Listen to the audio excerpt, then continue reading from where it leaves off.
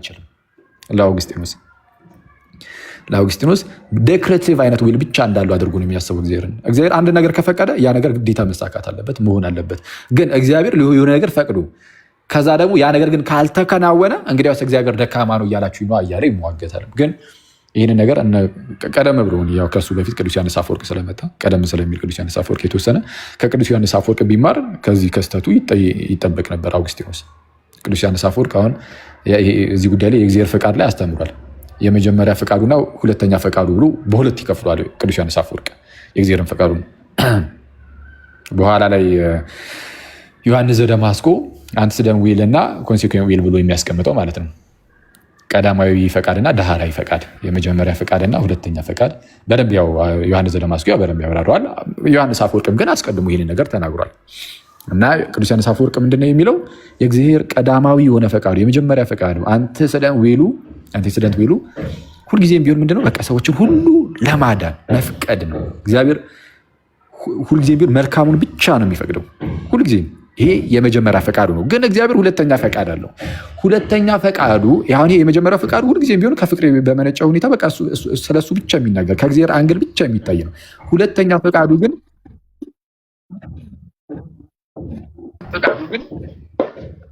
ምንድነው? ማነው ዝም ብሎ እንትን ገስት ላይ የሚያስገባው? ግን አሁን ምንድነው? አሁን ጥያቄና መልስ ላይ አይደለም ማለት ችግር የለውም።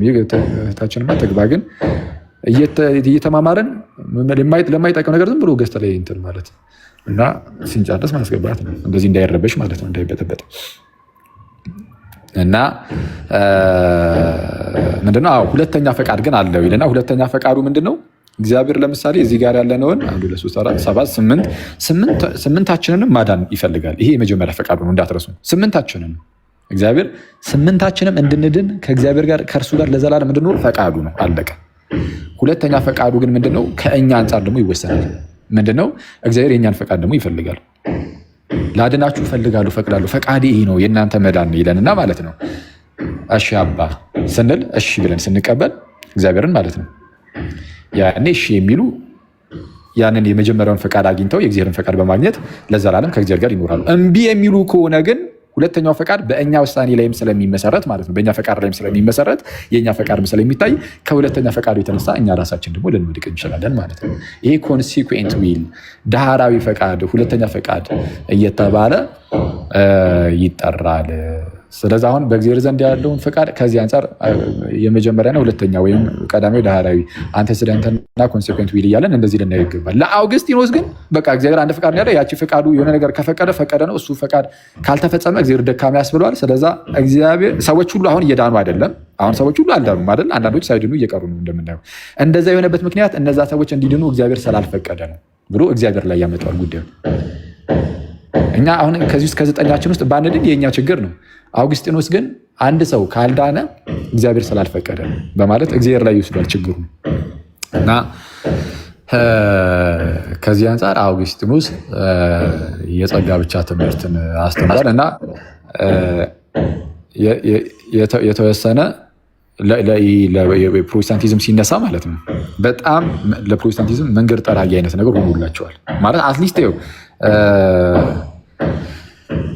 አውግስጢኖስ ይህንን ባያስተምረው እና በራሳቸው እንኳን አግኝቶት ቢሆን ኖሮ አሁን እነሱ ያው አሁን ሉተር በጣም አውግስጢኒያን የሆነ ሞንክ ነው ራሱ ሉተር ማለት ነው።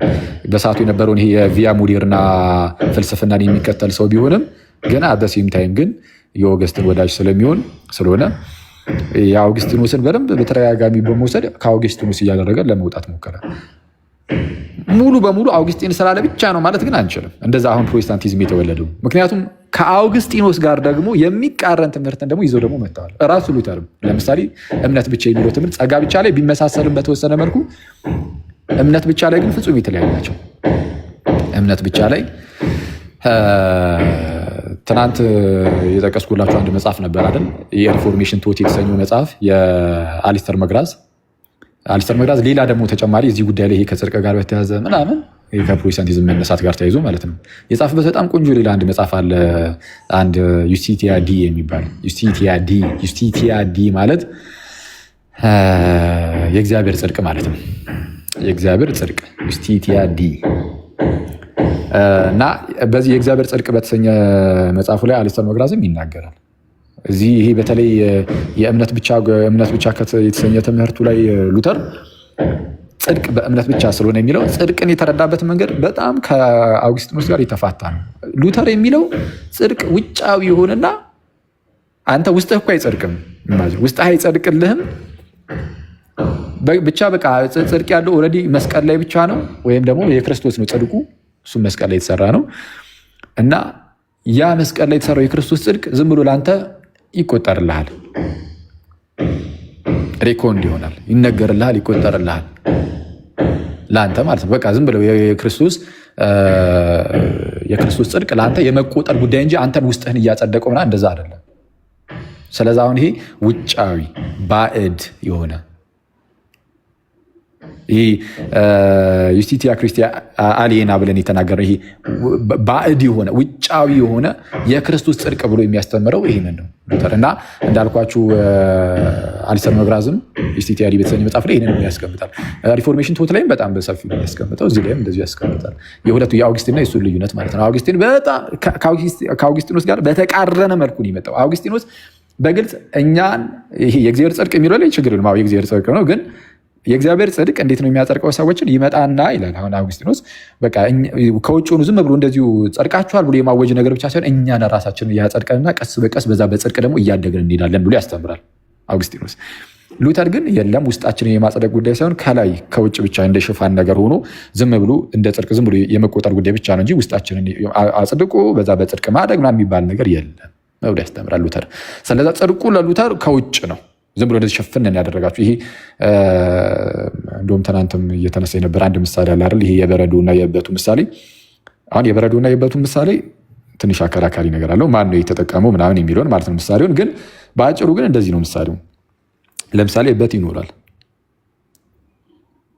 አንዴ ቆይ ወደዛ ከሜዲ በፊት ስለዛ አሁን ውስጡን ስለማያጸድቀው ሰውየውንና በውጭ በኩል ስለሆነ የክርስቶስ ጽድቅ የሚቆጠርለት ማለት ነው። ሰውየው በተመሳሳይ ሰዓት ኃጢአተኛም ነው። ያው ውስጡ ስላላጸደቀለት ውስጡ ቆሻሻ ነው፣ ኃጢአተኛ ነው። ከውጭ ግን ደግሞ እንደ ሽፋን ነገር የክርስቶስን ጽድቅ ስለሚቆጥርለት አልብሶት ከክርስቶስ ጽድቅ አንጻር ግን ጻድቅ ነው ተብሎ ይታወጅለታል፣ ይነገረታል። ውስጡ ግን አልጸደቀም። ስለዛ ሰውየው በተመሳሳይ ሰዓት ማለት ነው ኃጢአተኛም ነው ጻድቅም ነው። አንድ ክርስቲያን ይላል ሉተር ሙሉ በሙሉ ኃጢአተኛ ነው፣ ሙሉ በሙሉ ጻድቅ ነው ብሎ ያስተምራሉ። ሙሉ ጀስት ኤን ሲነር የሚሉት ይህንን ነው። ጀስት ኢን ሲነር ሲሙሌስተስ ኤት ፔካቶር ብዬ ነገርኳችሁ ትናንት። በተመሳሳይ ሰዓት ኃጢአተኛም ጻድቅም፣ ኃጢአተኛና ጻድቅ በተመሳሳይ ውስጡ ኃጢአተኛ ቆሻሻ ነው፣ ከላይ ግን የክርስቶስን ጽድቅ ዝም ብሎ ስለሚቆጥርለት እንደ ሸፈና ያደርገውና ማለት ነው። ይኸው ውስጡን ሊያጸደው አልቻለም፣ ወይም ደግሞ ውስጡን ይቅርታ ቆይ ውስጡን ሊያጸደው አልቻለም ሳይሆን ውስጡን ሊያጸድቀው አልቻለም። እችን ቃል ልጠቀማት እነሱ እችን ቃል እችን ቃል እቺ ጽድቅ የምትሏን ቃል ለይተው ስለሚጠቀሙት ራሷን ቃል ልጠቀም። ውስጡን አያጸድቀውም፣ ከላይ ነው እንደ ሽፋን ቁጭ የሚለው የእግዚአብሔር ጽድቅ ብሎ ነው የሚያስተምረው። ውጫዊ ነው፣ በአድ ጽድቅ ነው የሚለው ሉተር ለዛ ውጫዊ ነው የሚለው ለዚህ ነው። እና በምሳሌ ትላንትና ነገርኳችሁ። ለምሳሌ አንድ በጣም የቆሸሸ ሰው ቢኖር ማለት ነው። ይሄ የሁሉም የፕሮቴስታንቶች ትምህርት አይደለም፣ ባይዘዌሽን በተለይ በሪፎርምድ እና በሉትራን ዘንድ ያለ ትምህርት ነው። ለማንኛውም አንድ በጣም የቆሸሸ ሰው ቢኖር ጋይዝ፣ በጣም የቆሸሸ ለምሳሌ ገላውን ማለት ነው፣ ገላው በጣም የቆሸሸበት ሰው ቢኖር እግዚአብሔር ያንን በጣም የቆሸሸውን ሰው ማለት ነው ያነጻው ወይም ንጹህ ያደረገው የምርም እሱን ሰውየውን ሄዶ በማንጻት በማጠብ በማንጻት ሳይሆን ንጹህ ልብስን ከላይ ነጭ ንጹህ ልብስን ዝም ብሎ ላይ ለዘው ቆሻሻው ሰውዬ ላይ ይደረበበትና ይኸው ንጹህ ብሎ በማወጅ ነው። ይኸው ንጹህ። አሁን ያ ሰውዬ ንጹህ የተባለው የምርም ውስጡ ይሄ ገላው ምናምን ነጽቶለት ነው አይደለም። ታዲያ ምንድን ነው? ከውጭ ከለበሰው ከነጭ ንጹህ ልብስ የተነሳ በቃ እንደዛ ንጹህ ተብሎ ተቆጠረለት። ውስጡ ግን ስቲል ያ ሰውዬ ምንድን ነው? ቆሻሻ ነው። እና ፕሮቴስታንቶችም እንደዛ ነው የሚሉት። ውስጣችን በቃ እዛው ቆሻሻ ነው፣ ኃጢአተኛ ነው እና ጽድቅ ያለው ውስጥ ላይ አይደለም ውጭ ላይ ነው ብሎ ያስተምራሉ። እና ይሄ የእበቱ አሁን የእበቱን እንድንገራችሁ። ስለዚ ይሄ እንዳትረሱ። በተመሳሳት ኃጢአተኛም ጻድቅም ሲሙሊስተስ ኤት ፔካቶር፣ በተመሳሳት ኃጢአተኛ እና ጻድቅ የሚል ትምህርት አለው ሉተር። የእበቱና የበረዶ ምሳሌ ምንድን ነው የሚለው? ለምሳሌ የሆነ እበት ቢኖር እና ያንን እበት በረዶ ቢሸፍነው ነጭ በረዶ ቢሸፍነው ስታዩት ነጭ በረዶ ነው። ስለዛ ነጭ በረዶን ሽፋኑን ነጭ በረዶን ይዛችሁ ነጭ ነው ምናምን ትላላችሁ፣ ንጹህ ትላላችሁ። ውስጡ ግን ምንድነው? እበት ነው። እና በፕሮቴስታንቶቹ ምንድነው እየተባለ ያለው? ልክ እንደዚህ ሁሉ እኛ እንደ በረዶ ነጭ በረዶ ምነን እበትም ነን አይነት ነገር ማለት ነው ካላችሁ እሺ። ግን እቺ አዛባ ነው የሚባለው። አዛባ ምነን ምንድነው? ኖርማል ነው። እበት ምን ኖርማል ቃል ነው። እበት ይሻላል ባይዘው የበት የከብት ስለሆነ ኖርሚ ነው። እና ምንድነው እንደዛ ነው። አሁን ይህን ምሳሌውን ግን ያው የአከራካሪ ነገር አለው። አይ ፕሮቴስታንቶች እኛ አልተጠቀምነው ዝም ብሎ እኛን ለመተቸት ካቶሊኮች የሚጠቀሙት ምናምን አይነት ነገር አለው። ግን ያም ሆነ ግን በቃ ምሳሌ ይሄ ነው እና ተመሳሳይም ነገር ነው። ምንም ነገር ያን ያህል ልዩነት የለውም። ምክንያቱም ያው በተመሳሳይ ሰዓት ቆሻሻ ምነን ንጹህ ምነን ስለሚሉ እበት ምነን በረዶ ምነን የሚለው ኖርማል ገላጭ ይመስለኛል። እና ማለት ኖ ስድብ አይደለም ይሄ ምሳሌ በውጩ ዓለምን በጣም የሚታወቅ ነው። ማነው ወዳጅ ማነው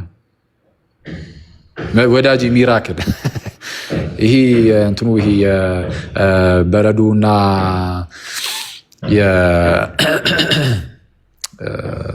ምንድነው አልኩ እበት በል አዛባ በል እያላችሁ አታንተባትቡኝ። እንግዲህ የእበቱና የበረዶ ምሳሌ በውጩ በጣም የሚታወቅ ነው።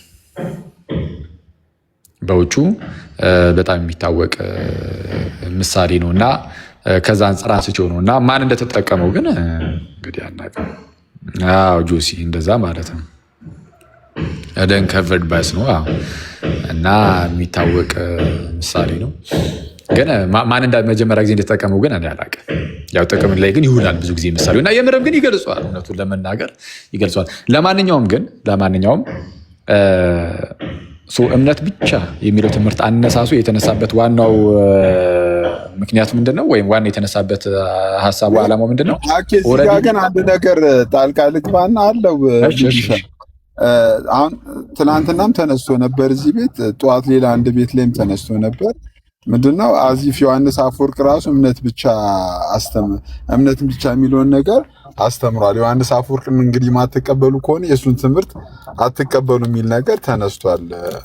የምር እስቲ ዮሐንስ አፈወርቅ እምነት ብቻ አስተምሯል አላስተማርም? እስቲ እንግዲህ እሺ በዛው ሄድበታለሁ። እሺ ስለዛ ምንድነው አሁን እምነት ብቻ የሚለው አሁን አንዴ ቆይ ወይ ሶሪ ብሮ እስኪ ተቀጥላለህ። በጣም ይቅርታ ሀሳቡ ላይ እንትን ለማለት ሳይሆን ቲሶ ሰላም ብያለሁ።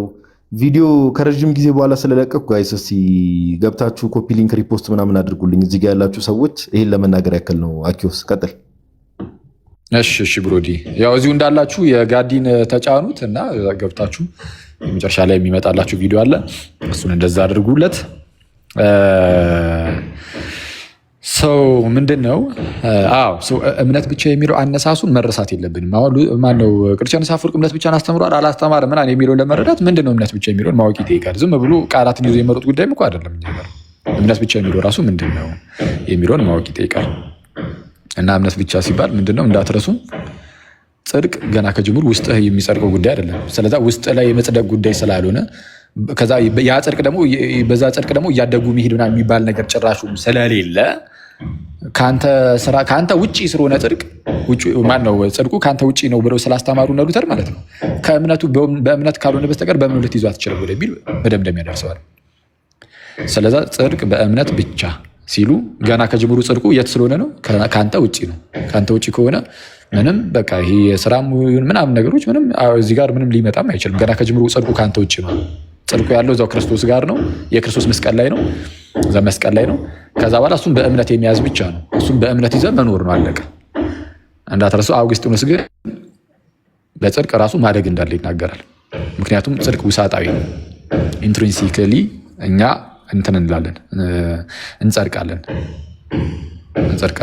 ይህ ኤክስተርናል ብቻ አይደለም። እሺ መለስ እንበልና ቅዱስ ዮሐንስ አፈወርቅ በእምነት ብቻ እናስተምራሉ። አሁን ያልኳችሁን አይነት እምነት ብቻ ቅዱስ ዮሐንስ አፈወርቅ ብቻ አይደለም፣ አውግስጢኖስ አላስተማርም እያልኩኝ እኮ ነው።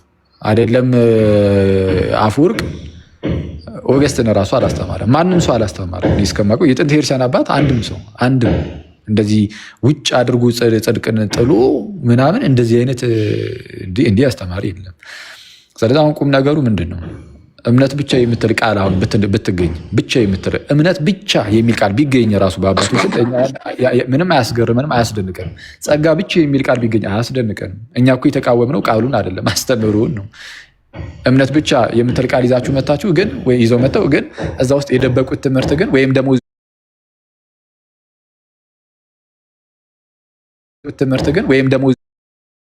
ያ ብቻ ብሎ ሲመጡ የቃሉን የመቆም ጉዳይ አይደለም። እኛ እኮ ክርክር ውስጥ የገባ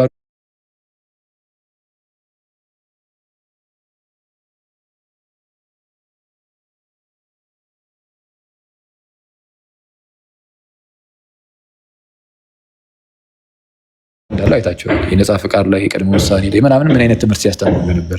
እምነት ብቻንም እንደዛው ነው። ገለጥ አድርጋችሁ ትንሽ ገባ ስትሉ የምታገኙት ትምህርት ምንድነው? ጽድቅን ወደ ውጭ አውጥተው ጥለውት ከዛ በኋላ ስለሱ ነው በቃ የሚናገሩት። ከአንተ ውጭ ስለሆነ ነገር ነው የሚናገሩት ራሱ እና ከአንተ ውጭ ስላለው ነገር እየተናገሩ ገና ከጅምሩ በእምነት ብቻ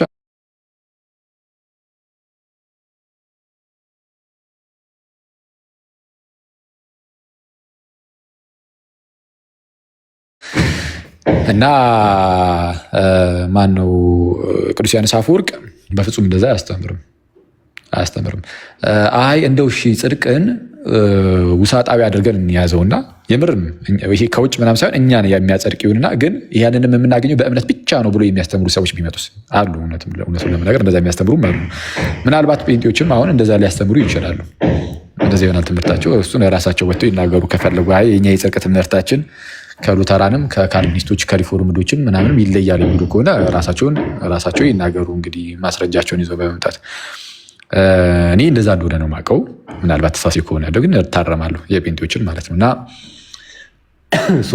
እንደዛ ነው ትምህርታቸው ተናገሩት። እንደ ሉተራን አይደለም፣ ይለያል። ይነሱ የተወሰነ ይለያል። ኢንትሪንሲካል ነገር አለው። ይሄ ውሳጣዊ የሆነ ውስጣዊ የሆነ ጽድቅ አለ ብለው እንደሚያምኑ ነው የማውቀው። ግን እነሱ ግን ያንን የምናገኘው በእምነት ብቻ ነው ይላሉ። ስለዛ እነሱ ደግሞ በእምነት ብቻ ሲሉ ምንን ያገላሉ? ጥምቀትን ያገላሉ፣ ሚስጥራትን ያገላሉ፣ ሚስጥራትና ጥምቀትን ያገላሉ። እና ይሄ ደግሞ ይሄም ስህተት ነው የነሱ። ያለ ሚስጥራት ደግሞ አይሆንም። እግዚአብሔር እንደዚህ አይነት ጽድቅን ሲሰጥ የሚሰጠው ገና ጅማሬ ላይ ማለት ነው። የሚጀምረው በምንድን ነው? አሁን የሚሰጠው ስንል ዝም ብሎ ፉሊ አንድ ጊዜ ተሰጥቶ እሱን ይዘህ ቁጭ ትላለህ፣ እንደዛ አይደለም። ኢኒሺየት የሚያደርገው ራሱ እግዚአብሔር ነው፣ የሚያነሳሳው ማለት ነው ጽድቅን። ከዛ በኋላ ጅማሬ ነው፣ በቃ የጽድቅ ጅማሬ ነው። ከዛ በጽድቅ ማደግ የሚባል ነገር ደግሞ አለ። ገና ጅማሬው ላይም ግን እምነት ብቻ አይደለም፣ ጥምቀትም አለ። ለምሳሌ ከሚስጥራት መካፈልን ይጠይቃል። ከዛ ደግሞ በጽድቅ ማደግ አለ። ምን ስራን እየሰራ ምን አይነት ስራን? ወደ ብርሃን መታሃልና በብርሃኑ በመመላለስ ወደ አዲስ ሕይወት ስለመጣ በአዲስ ሕይወት በመመላለስ ወደ ጽድቅ መታሃል። እንግዲያውስ የጽድቅ ስራን እየሰራ ከእምነት የተነሳ ማለት ነው። ከእምነት የተነሳ ፍሬን እያፈራ ጌታን እርሱም ኢየሱስ ክርስቶስን በመምሰል ሕይወት ውስጥ ታድጋለህ። ኃጢአት ስትሰራ ንስሐ እየገባህ ምናምን እንደዛ እየተነሳ ትኖራለህ። ስለዚህ ይህንን የሚክድ የቤተክርስቲያን አባት የለም። በፕሮቴስታንቱ ግን እንዳልኳችሁ ነው። በፕሮቴስታንቱ ያው ፕሮቴስታንቲዝም እንደምታውቁት ነው። እርስ በእርሷ የምትለያይ መንግስት ስለሆነች አንዱ የሚለውን አንዱ አይቀበልም፣ አንዱ የሚለውን አንዱ የራሱ ጉዳይ ነው የሚለው። ግን የእምነት ብቻ አጀማመር ምንድን ነው ከተባለ ግን ያው የተጀመረው በሉተር ነው። ሉተርም ሲጀምረው ቅድም እንዳልኳችሁ ጽድቅን ውጫዊ በማድረግ ነው። እንደዛ ነው ሲሶይ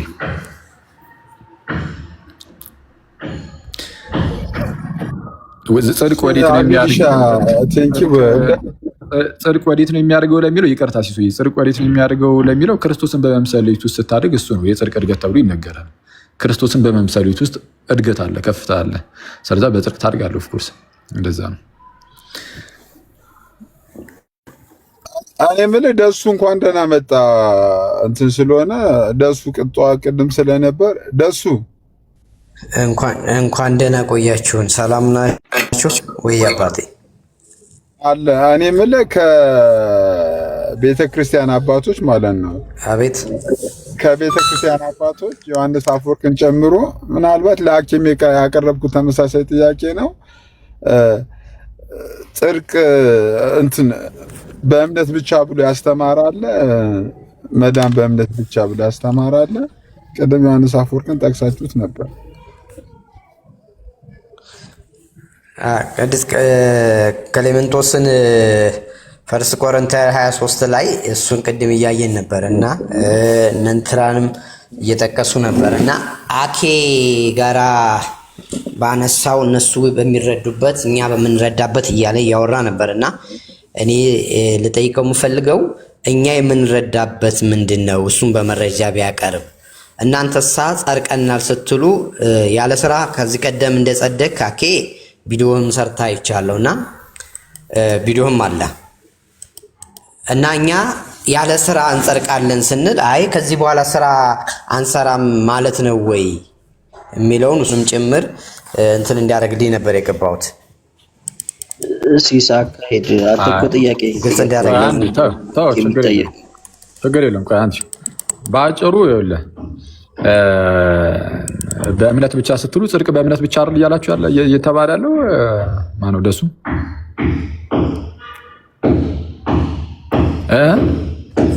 ያ ለመጽደቅ እኛ እያልን ያለነው ምንድነው? ለመጽደቅ ምንም አይነት የስራ ምንም አይነት ነገር አያስፈልግም። ምክንያቱም ጽድቅ አንደኛ ቆሮንቶስ ምዕራፍ 1 ቁጥር 30 ላይ እሺ ቀጥል ጽድቅ ምን እንደሆነ ንገረን። በፕሮቴስታንት አስተምህሮ አሁን ጽድቅ በእምነት ብቻ የሚለው ትምህርት የተጀመረው በአስተምህሮ ደረጃ። ስለዚህ ጽድቅ የሚለውን እንዴት እንዳብራሩት ንገረን እስቲ። እሺ አይ በሉተር አይደለም ጽድቅ የሚባለው የተጀመረው በሉተር አይደለም። ጽድቅ የተጀመረው በጳውሎስ ነው። ጽድቅ በእምነት ብቻ ጽድቅ የተጀመረው በጳውሎስ ነው። መጽሐፍ ቅዱሳችን በግልጽ እንደሚናገር ሮሜ ምዕራፍ በሱ አይሰማህም? ጽድቅ በእምነት ብቻ የሚለው እሱ ነው የሚገልጸው። ጽድቅ በእምነት ብቻ የሚለው እኛ አይደለንም ያልነው ወይም ኦኬ ከሉተር በፊት ጽድቅ በእምነት ብቻ ያለ ጳውሎስ አንድ የሚሰማ ከሆነ ጳውሎስ ጽድቅ በእምነት ብቻ ብሏል እያልክ ነው ካለ ጥቅሱን ብቻ ነው የምንነግረን። ለራሳችን አውጥተን እናነባለን። ጽድቅ በእምነት ብቻ ያለበትን ቦታ ቶሎ በል ስጠን። ቀጥል ደሱ። ጽድቅ በእምነት ብቻ ያለበትን ሮሜ ስንት አልከኝ? ንገረኛ። ሮሜ 11 ቁጥር 6 ገላትያ ቁጥር 6 አንዴ ችግር የለም። በቃ አንድ ጥቅስ በቂ ነው። ከዛ በኋላ ወደ ቀጣይ ይሄውን ላንብብልሽ። ኧረ ይሄው ላነብልህ ነው። በጸጋ ከሆነ ግን ከስራ መሆኑ ቀርቷል። ጸጋ ያለዚያ ጸጋ መሆኑ ቀርቷል ይላል። ስለዛ ጸጋ ስጦታ ማለት ስለሆነ ስጦታውን በስራ አትረከብም እያለ ነው። እዚህ ጋር ጽድቅ በእምነት ብቻ የሚል ቃል አለ ማለት ነው። በጸጋ ከሆነ ማብራሪያውን በል አንተም እኔም ሳናብራራው ከፈለክ የቤተ ክርስቲያን አባቶች እንዴት እንዳብራሩት በጸጋ ከሆነ ምን መሆን ቀርቷል ነው የሚለው። ስማኛ እንዲህ እባክህን ግልጽ የሆነ ቃል ነው። አሁን እዚህ ቦታ ላይ ከላይ ነው የሚጀምረው ከቁጥር 4 ጀምረህ ነው የሚያየው። ይሰማሃል ወዳጅ ወይስ እንደዚህ ሳትሰማኝ ብቻ የምትሰማ ከሆነ ትንሽ ኔትወርክ የትንሽ ችግር ስላለ ነው። ችግር የለም። እሺ እንደዛ ከሆነ እየተበላመደ እስኪ አንዴ ኮምፒውተር ልቀንስለት። እሺ አሁን በአጭሩ እያልኩ ያሉት ምንድነው? ጸጋ መሆኑ ቀርቷል እያለ ይናገራል። ጸጋ ስጦታ ማለት ስለሆነ ስራ ሰርተ ልክ እንደ ዕዳ የተከፈለ ክፍያ አይደለም። የእግዚአብሔርን ጸጋ ስንቀበል በእኛ በስራችን ተቀበልን ማንም ያለ የለም። አሁን ግን እሱ ላይም አልነበረም ጥያቄያችን። እኔ ያልኩ ጽድቅ በእምነት ብቻ የሚለውን ይህንን መርህ ይዞ የመጣው ሉተር ነው ወይስ ጳውሎስ? ጳውሎስ ካልከኝ በመርህ ደረጃ በእንደዚህ አይነት በአስተምህሮ ደረጃ እንደዚህ ዲፋይን ያደረገበትን ቦታ አሳየን። አንተ የሆነ ጥቅስ መዘ ከዛ በኋላ ያንን ጥቅስ አንተ የምትረዳበትን መንገድ ተው። እኔ እሱን አልጠየቅኩም። ጳውሎስ እኮ እያልኩ ነው። ጽድቅ ተው። ቆይ አንዴ እባክህ ስማኛ። እኔ ያልኩህ ይኸውልህ ጥቅሶችን ጨማምሬ ልስጥህ። አንዴ እባክህ እኮ ላስረዳ። አንደኛ እዚህ ቦታ ላይ እንደዚሁም በአሁኑ ዘመን ኧረ እባክህን እኔ እኮ ጥያቄ ምንድን ነው ገብቶሃል? ግን የእኔ ጥያቄ እኮ ጽድቅ በእምነት ብቻ የሚለውን ከመጽሐፍ ቅዱስ እስቲ አብራራው እኮ አይደለም ያልኩ። ጽድቅ በእምነት ብቻ ብሎ ለመጀመሪያ ጊዜ የመጣው ያውን በተለይ በፕሮቴስታንት ውስጥ የሚናገረውን አይነት ማለት ነው። በቃ ራሱ ሉተር እንጂ ጳውሎስ አይደለም። አይ ጳውሎስ ጽድቅ በእምነት ብቻ እያለ መጥቶ ነበረ ካልክ ቀጥታ እኔ ይህንኑ ቃል የምፈልገው ጽድቅ በእምነት ብቻ የሚል አለ የለም? ቃሉ ጽድቅ በእምነት ብቻ የሚል እሺ እንግዲህ ቃሉን እንደ ቃልነት ከሆነ ለምሳሌ ልክ አሁን ስላሴ የሚለው ቃል መጽሐፍ ቅዱስ ላይ የለም፣ ግን አስተምሮቱ አለ። ጽድቅ በእምነት ብቻ የምትል ቃል አታገኝም። ብቻ የምትል ግን አስተምሮቱ አለ። አስተምሮቱን ጳውሎስ አስተምሮታል፣ ጽድቅ በእምነት ብቻ ብሎ። ይህም ደግሞ አንደኛ ሮሜ ምዕራፍ 11 ቁጥር 6 ላይ የጠቀሱት ጥቅስ በጸጋ ከሆነ ግን ከስራ መሆኑ ቀርቷል፣ ጸጋ ያለበለዚያ ጸጋ መሆኑ ቀርቷል ይልና እሺ አሁን ምን መሰለ ማለው ጨርሰው ይሻል። እሺ አሁን ወደ ማብራሪያው ከማለፋችን በፊት ስለዚህ አሁን አንድ የነገርከን ነገር አለ። ጽድቅ በእምነት ብቻ የሚል ቃሉን ጳውሎስ አልተጠቀመውም አልክ። ስለዚህ አሁን ጽድቅ በእምነት ብቻ የሚል ቃል ባይዚ መጽሐፍ ቅዱስ ላይ አለ፣ ግን ጽድቅ በእምነት ብቻ ይልና ቀጠል አድርጎ አይደለም ይላል። መጽሐፍ ቅዱስ ቃሉን እኮ ተጠቅሙታል። ባይዘው ጽድቅ በእምነት ብቻ አይደለም ይላል። ያዕቆብ ምዕራፍ 2 ላይ ሰው በእምነት ብቻ እንዳይጸድቅ እናያለን ይላል። በስራም እንጂ በማለት ማለት ነው። በእምነት ብቻ አይጸደቅ ቃል በቃል ቃሉ አለ መጽሐፍ ቅዱስ ላይ። አሁን አንተ የለም ያልከው ጽድቅ በእምነት ብቻ የሚለው ማለት ነው። ጽድቅና እምነትን አያይዞ ማለት ነው፣ ከብቻ ጋር አያይዞ መጽሐፍ ቅዱስ እኮ አስቀምጦታል። ግን ሲያመጣው አይጸድቅም፣ አይቻል፣ የለም ውሸት ነው ብሎ ነው ያመጣው። የእናንተን ትምህርት ውሸት ነው ብሎ ቃል በቃል አምጥቷል። የራስን ትምህርት የሚደግፍ ግን ቃል በቃል አላመጣም። ከአንተ ትምህርት በተቃራኒ የሆነውን ጽድቅ በእምነት ብቻ አይደለም የሚለው ቃል በቃል አለ መጽሐፍ ቅዱስ ላይ። ቃል በቃል አለ። አንተ የምታስተምረው ትምህርት ግን ቃል በቃል የለም። ተቃራኒው ቃል በቃል ያለው አንዴ እባክህ። ስለዚህ አሁን ጠይቄ የነበረው ምንድነው? ጽድቅ በእምነት ብቻ የሚል ጳውሎስ አንድ የተናገረበት ክፍል አለ ወይ ስል፣ አይ በቃል ደረጃ እንደዛ አልተናገረም፣ ግን አስተምህሩ እንደው አለ አልክ። አሁን አስተምህሩ አለ ወይስ የለም ለማለት ገና ከጅምሩ ጽድቅ በእምነት ብቻ የሚባለው ምንድን ነው የሚለውን አሁን ቃሉ ቀጥታ ይዞ የመጣው ሉተር ነው። አሁን እዚህ ላይ ተማምነናል፣ ተስማምተናል። ጳውሎስ ቃሉን ቀጥታ አልተጠቀመውም ስላልከኝ ማለት ነው። ቃል በቃል ቀጥታ አልተጠቀመውም፣ አስተምህሮቱ ግን አላልከኝ። ቃሉን የተጠቀመው ለመጀመሪያ ጊዜ ማለት ሉተር ነው። ሉተር በእምነት ብቻ ጽድቅ በእምነት ብቻ ሲል ከምን አንጻር ነው የተጠቀመው? የሉተር ምንድን ነው እያልኩ ያለሁት ትሪኒቲ የሚለው ወይም ስላሴ የሚለው ቃል በቤተ ክርስቲያን ወንድምነት ሰማው እስኪ እኔንም ስማኛ እያልኩ ነው። እኔ ስላሴ የሚለው ትምህርት በመጽሐፍ ቅዱስ ላይ ስላሴ የሚል ቃል የለም። ስላሴ የሚለው አስተምህሮ ግን መጽሐፍ ቅዱሳዊ ነው። የኔ ነው እንደ ችግሩ የእሱ መሰለኝ። ደሱ ድጋሚ ላክ ኔትወርክ እንትን እያለ ስለሆነ ተመልሰህ ግባና እስኪመለስ ድረስ ጥያቄ ልጠይቋችሁ። ቆይ አንዴ ቆይ እንትን እንዳይል አንዴ እሱ ከገባ እሱ ይግባና ካልሆነ ከአንተ ጋር እቀጥላለሁ። እሺ እንዳትረሱ ሀሳቡን። ጽድቅ በእምነት ብቻ የሚል መጽሐፍ ቅዱስ ላይ አንድም ስፍራ የለም የሚል ነገርን ተናግሯል። በቃ እዚህ ላይ ተማምነናል። ታዲያ ፕሮቴስታንቶች ግን ጽድቅ በእምነት ብቻ የሚለውን ቃሉን ይጠቀሙታል። ቃሉን ከየት አመጡ ተጠቀሙት? ስላሴ ምናምን ሲባል ነበር። ስላሴ በትውፊት ውስጥ ቢያንስ በአባቶች ዘንድ ጥቅም ላይ ውሏል። ስለዛ እንቀበሏለን። እናንተ ግን እኛ አሁን ከአባቶች ብለናል። እናንተስ ይህንን ቃል ስትጠቀሙ ከማን የተጠቀማችሁት ከተባለ ከሉተር አለቀ። ከዛ በኋላ ሉተር በምን መልኩ ይህንን ቃል ተጠቀሙ የሚለውን ደግሞ ወደ ማየቱ ትገባለህ። ከዛ በኋላ ሉተር በተጠቀመው መልኩ ጳውሎስ ተጠቅሞታል ወይ? አብራርቶታል ወይ? በፍጹም አይታሰብም። ራሱ ደሱ አለህ መታል። አይ በቃ ኔትወርክ እያስቸገረው ነው ማለት ነው። እሺ ካልዱሽ ቀጥል። መጀመሪያ እምነት ብቻ ሰላም ብያቸው መጀመሪያ ሁላችሁንም። ቅድም የሆነ አንድ ምሳሌ ተጠቅመ ነበረ እና የበረዶና የህበት ምሳሌ ተጠቅመ ነበር አይተህ መሰለኝ። እስቲ እኔ ስላላገኘሁት ነው። እስቲ ሉተር እንደዚህ አይነት ምሳሌ ከተጠቀመ ወር ካልቪን የትኛውም ስኮላሮችም ከተጠቀሙ እስቲ አንድ ጽሑፍ አሳየው እስቲ። ምን ብዬ ነበር? እሱ ምሳሌ ስጠቅስ ወይም ስናገር ምን ብዬ ነበር? አብሬ አይ አንተ ተጠቅመህ ነበር እንደዚህ ብሏል ብለህ እንደዚህ ብሏል ነበርና ማን ሉተር እንደዚህ ብሏል ብዬ የተናገርኩበትን አውጣና ሳይኝ። ኦኬ አላለም። ካላለ በቃ ችግር የለውም። ወደ ሌላ ጥያቄ ላይ አይደለም ምን ብዬ ነበር ነው ያልኩ። ምሳሌውን ስጠቀም አንዳንዶች አልኩኝ ይኸውልህ በደንብ አድርገህ ስማ። አንዳንዶች አይ ካቶሊካውያኑ እነሱ ላይ እንደዚህ እንትን ለማለት ራሳቸው ካቶሊኮቹ የለጠፉባቸው ነው እያሉ ይናገራሉ። ግን ማን ይበለው ማን እርግጠኛ ባንሆንም ያው ምሳሌው ግን እንደዚህ ይሰጣል፣ ይነገራል፣ በውጭ ዓለምም ይነገራል። አይ ምሳሌው በቃ ትክክል ካልሆነ ሉተር ካላለ ምሳሌው ትክክል አይደለም። ማን ያለህ ምሳሌው ትክክል አይደለም ያለህ ማን ነው? እስቲ አሳይኛ ካለ አሳይሽ። ስማኛ እንዴ ምሳሌው አንዳንድ ትናንትናም ሶቨርን ገብቶ እንደዚህ ነው ያደረገው። አሁን ሊትራሊ ይሄኛው ምሳሌ ራሱ ሉተር ተጠቅሟል አላለም እኮ። ማን ይጠቀም? ካቶሊኮቹም ሊሆን ይችላል ይህን ነገር የተጠቀሙባቸው ላያቸው ላይ፣ ግን ምሳሌው ግን ይገልጸዋል። እንዴት እንደሚገልጸው ልንገርህ።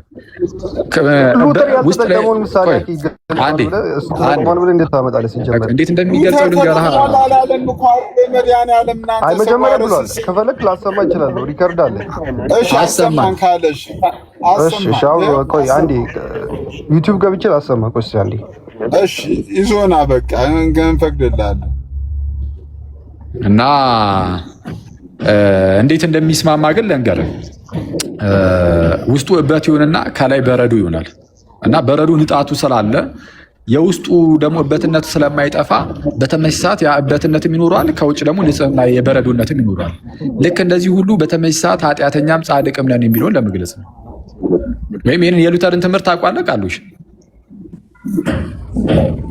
በተመሳሳይ ሰዓት ጻድቅም ኃጢአተኛም የሚለውን እኛ የጸደቅን ኃጢአተኞች ነን ብሎ ያለውን አውቃለሁ። እሱን ትምህርት ግን የጸደቅን ኃጢአተኞች አይደለም ቃሉሽ ያልኩ እኔ በተመሳሳይ ሰዓት ሙሉ በሙሉ ኃጢአተኛ ሙሉ በሙሉ ደግሞ ጻድቅ ነን የሚለው እኛ የጸደቅን ኃጢአተኞች ነን ብሎ ያለውን አውቃለሁ። ካለ እሱንም አንተ ያልከውንም አሳይሽ። ይህንን ካላወቅ እኮስ በቃ ታዲያ እንዴት አንተ እኮ እንደዚህ የጽድቅ ጉዳይ ላይ በተለይ ከሉትራን አንጻር ለመነጋገርም ገና አንተ። ለማንኛውም ይኸውልህ ስለዛ ዝም ብዬ ቆይ ልንገርህ፣ መጽሐፍ እንድታነብ ልጋብዝህ። አሁን ቅድም የጋበዝኩህን የአሪስተር መግራዝን ሁለቱን መጽሐፍ አንብበህና ቢያንስ ሪፎርሜሽን ቶትና ዩስቲቲዲ የሚለውን ማለት ነው። ሁለቱን አንብብ በቃ። እሱ ላይ በደንብ በስፋት አለልህ። ከራሱ ከሉተርም በስፋት ይጠቅሳል። ዩስቲቲያዲ እና የእግዚአብሔር ጽድቅ ማለት ነው። ቀደም እንዳልኳችሁ ሪፎርሜሽን ቶት የሚል ደግሞ በጣም ሁለቱ በጣም እውቅ የሆኑ አካዳሚካሊ በጣም በዓለም አቀፍ ደረጃ በጣም እውቅና ያላቸው ትልልቅ መጽሐፍት ናቸው። ማለት ጥሩ መጽሐፍት ናቸው። እነዚህን ሁለቱን ለአንብብ። እሺ ደሱ ቀጥል።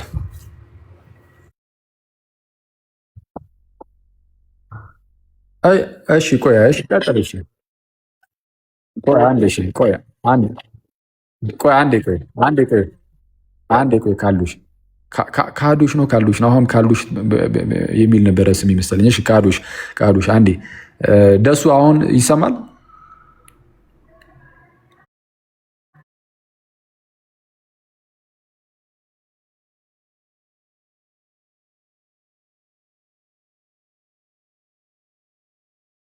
አንድ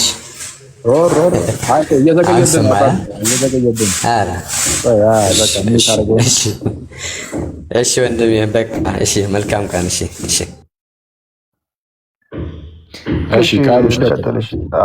ስራ ያጸድቃል ብለህ ታምናለህ ወይ? ስራ እንደሚያጸድቅ ታምናለህ? ምንድን ነው ስራ ያጸድቃል ማለት ምንድን ነው? ጽድቅ ራሱ ምንድን ነው? ጽድቅ ለአንተ ውጫዊ ነው ፎረንሲክ ነው ወይስ ውስጣዊ ነው?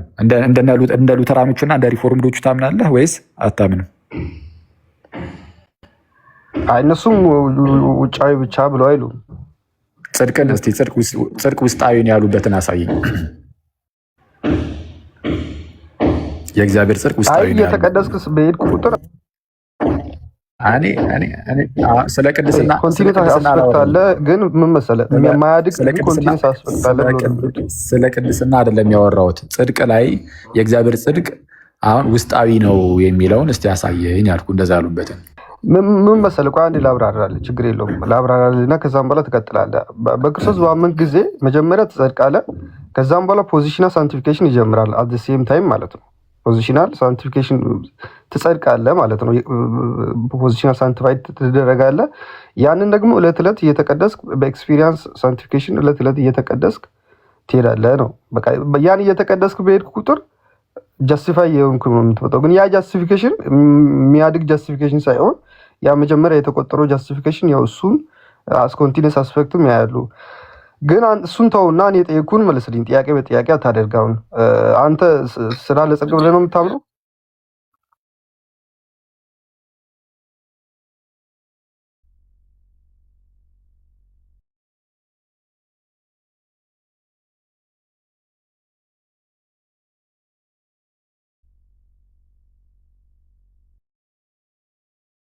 እሺ አላቅም። አኬ የጠየኩህን መልስልኝ፣ ችግር የለውም። የኔን ተው፣ አንተን የጠየኩህን መልስልኝ። እሺ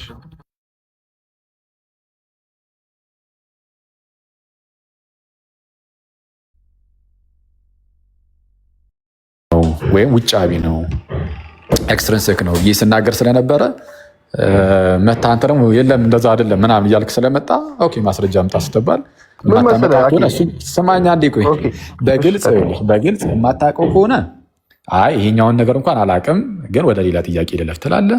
ከዛ በኋላ እናልፋለን። ችግር የለውም። አይሰማም እንደ እኔ ድምፅ ከታች አይሰማም እያሉ እኮ ነው። አኬ አይሰማም እያሉ ነው። ሲስ ምንድን ነው? እኔ ጋር በደንብ ይሰማል። አረ በደንብ ይሰማል። እታች ነው ተቋርጦ ነበር። አኬ እሺ አሁንስ ይሰማል ጋይስ? አሁን ይሰማል እያሉ ነው። እሺ አሁን የሚሰማ ከሆነ እያልኩት ያለሁት ምንድን ነው ወንድማችን ቃዱሽ ምንድን ነው ያደረገው? የሉትራኑ የሪፎርሙዱ ይሄ ጽድቅን ኤክስትሪንሲክ ነው ውጫዊ ነው ጽድቅ ብለው ያስተምራሉ ምናምን ብዬ ስናገር ስለነበረ መጣና እንደዛ ብቻ ብሎ ያስተምሩ እነሱ ጽድቅን ውስጣዊም ነው ብሎ ያስተምራሉ ብሎ ተናገረ። ስለዛ እኛን ውሸታም የሚያደርግ ነገር ነው። ሰው እንደዛ ከሆነ ውስጣዊ ያሉበትን አምጣ ተባለ። ሊያመጣ አልቻለም ባጭሩ። ስለዛ ምን እያልኩት ነው? ምን እያልኩ አንተን አንደኛ ዝም ብለህ አትቀውም። በቃ ካላወቅኩ የሆነ ርዕስን አትንከው፣ ጸጥ አለቀ። ስለዚህ የራስን ብቻ አቋም ይዘህ አይ እንደዛ የሚሉ ከሆነ አልቀበልም አለቀ። የማትቀበል ከሆነ አዎ ትክክል፣ እኔም እንደዛ ነው የምቀበለው፣ በዚህ ላይ እንነጋገር ማለት ትችላለህ። የማታውቀው ከሆነ ግን የማታውቁት ርዕስ ውስጥ አትግቡ። ሌላ ጊዜ ሄዳችሁ አንብባችሁ ትመጡና ከዛ ደግሞ እናወራለን። ስለዚህ የሰጠሁን 2 መጽሐፍት አንብብ። ኢስቲቲያዲ የሚለውንና ሪፎርሜሽን ቶት የሚለውን የአሊስተር መግራዝን አንብብ። 2ቱን መጽሐፍ ሰጥቻለሁ ለጊዜው። አሁን ቀጥለ ሌላ ጥያቄ ካለ መለስክልኝም እኮ የጠየኩት ስራ ያጸድቃል ወይ ብዬ ጠይቄያለሁ እና መልስልኝ እስቲ። እሺ ምን እኮስ ምን ማለት ነው መጽደቅ ማለት? መጽደቅ ማለት መጽደቅ ነው። ጃስቲፋይ ያደርጋል ስራው በእግዚአብሔር ፊት ትክክል ያደርጋል እኮ። እሱን እኮ ነው የምልህ። አሁን መጽደቅ ማለት መጽደቅ ነው አልከኝ። እኔ አሁን ለዚህ ነው አሁን ከቅድም ጀምሮ ጽድቅ የሚለውን ሰዎች የሚፈቱበት መንገድ የተለያየ ነው። አሁን በክርስቲያናዊ መንገድ ጽድቅን ክርስቲያናዊ በሆነው መጽሐፍ ቅዱሳዊ በሆነው መንገድ ካየኸው ስራ ከእምነት የቀደመ ስራ አይደለም። ከእምነት በኋላ የሚመጣው ስራ አዎ ያጸድቃል።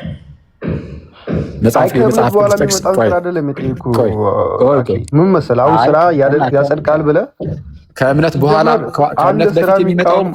ከእምነት በፊት የሚመጣውን ከሆነ አያጸድቅም። ከእምነት በኋላ የሚመጣ ስራ ግን ያጸድቃል።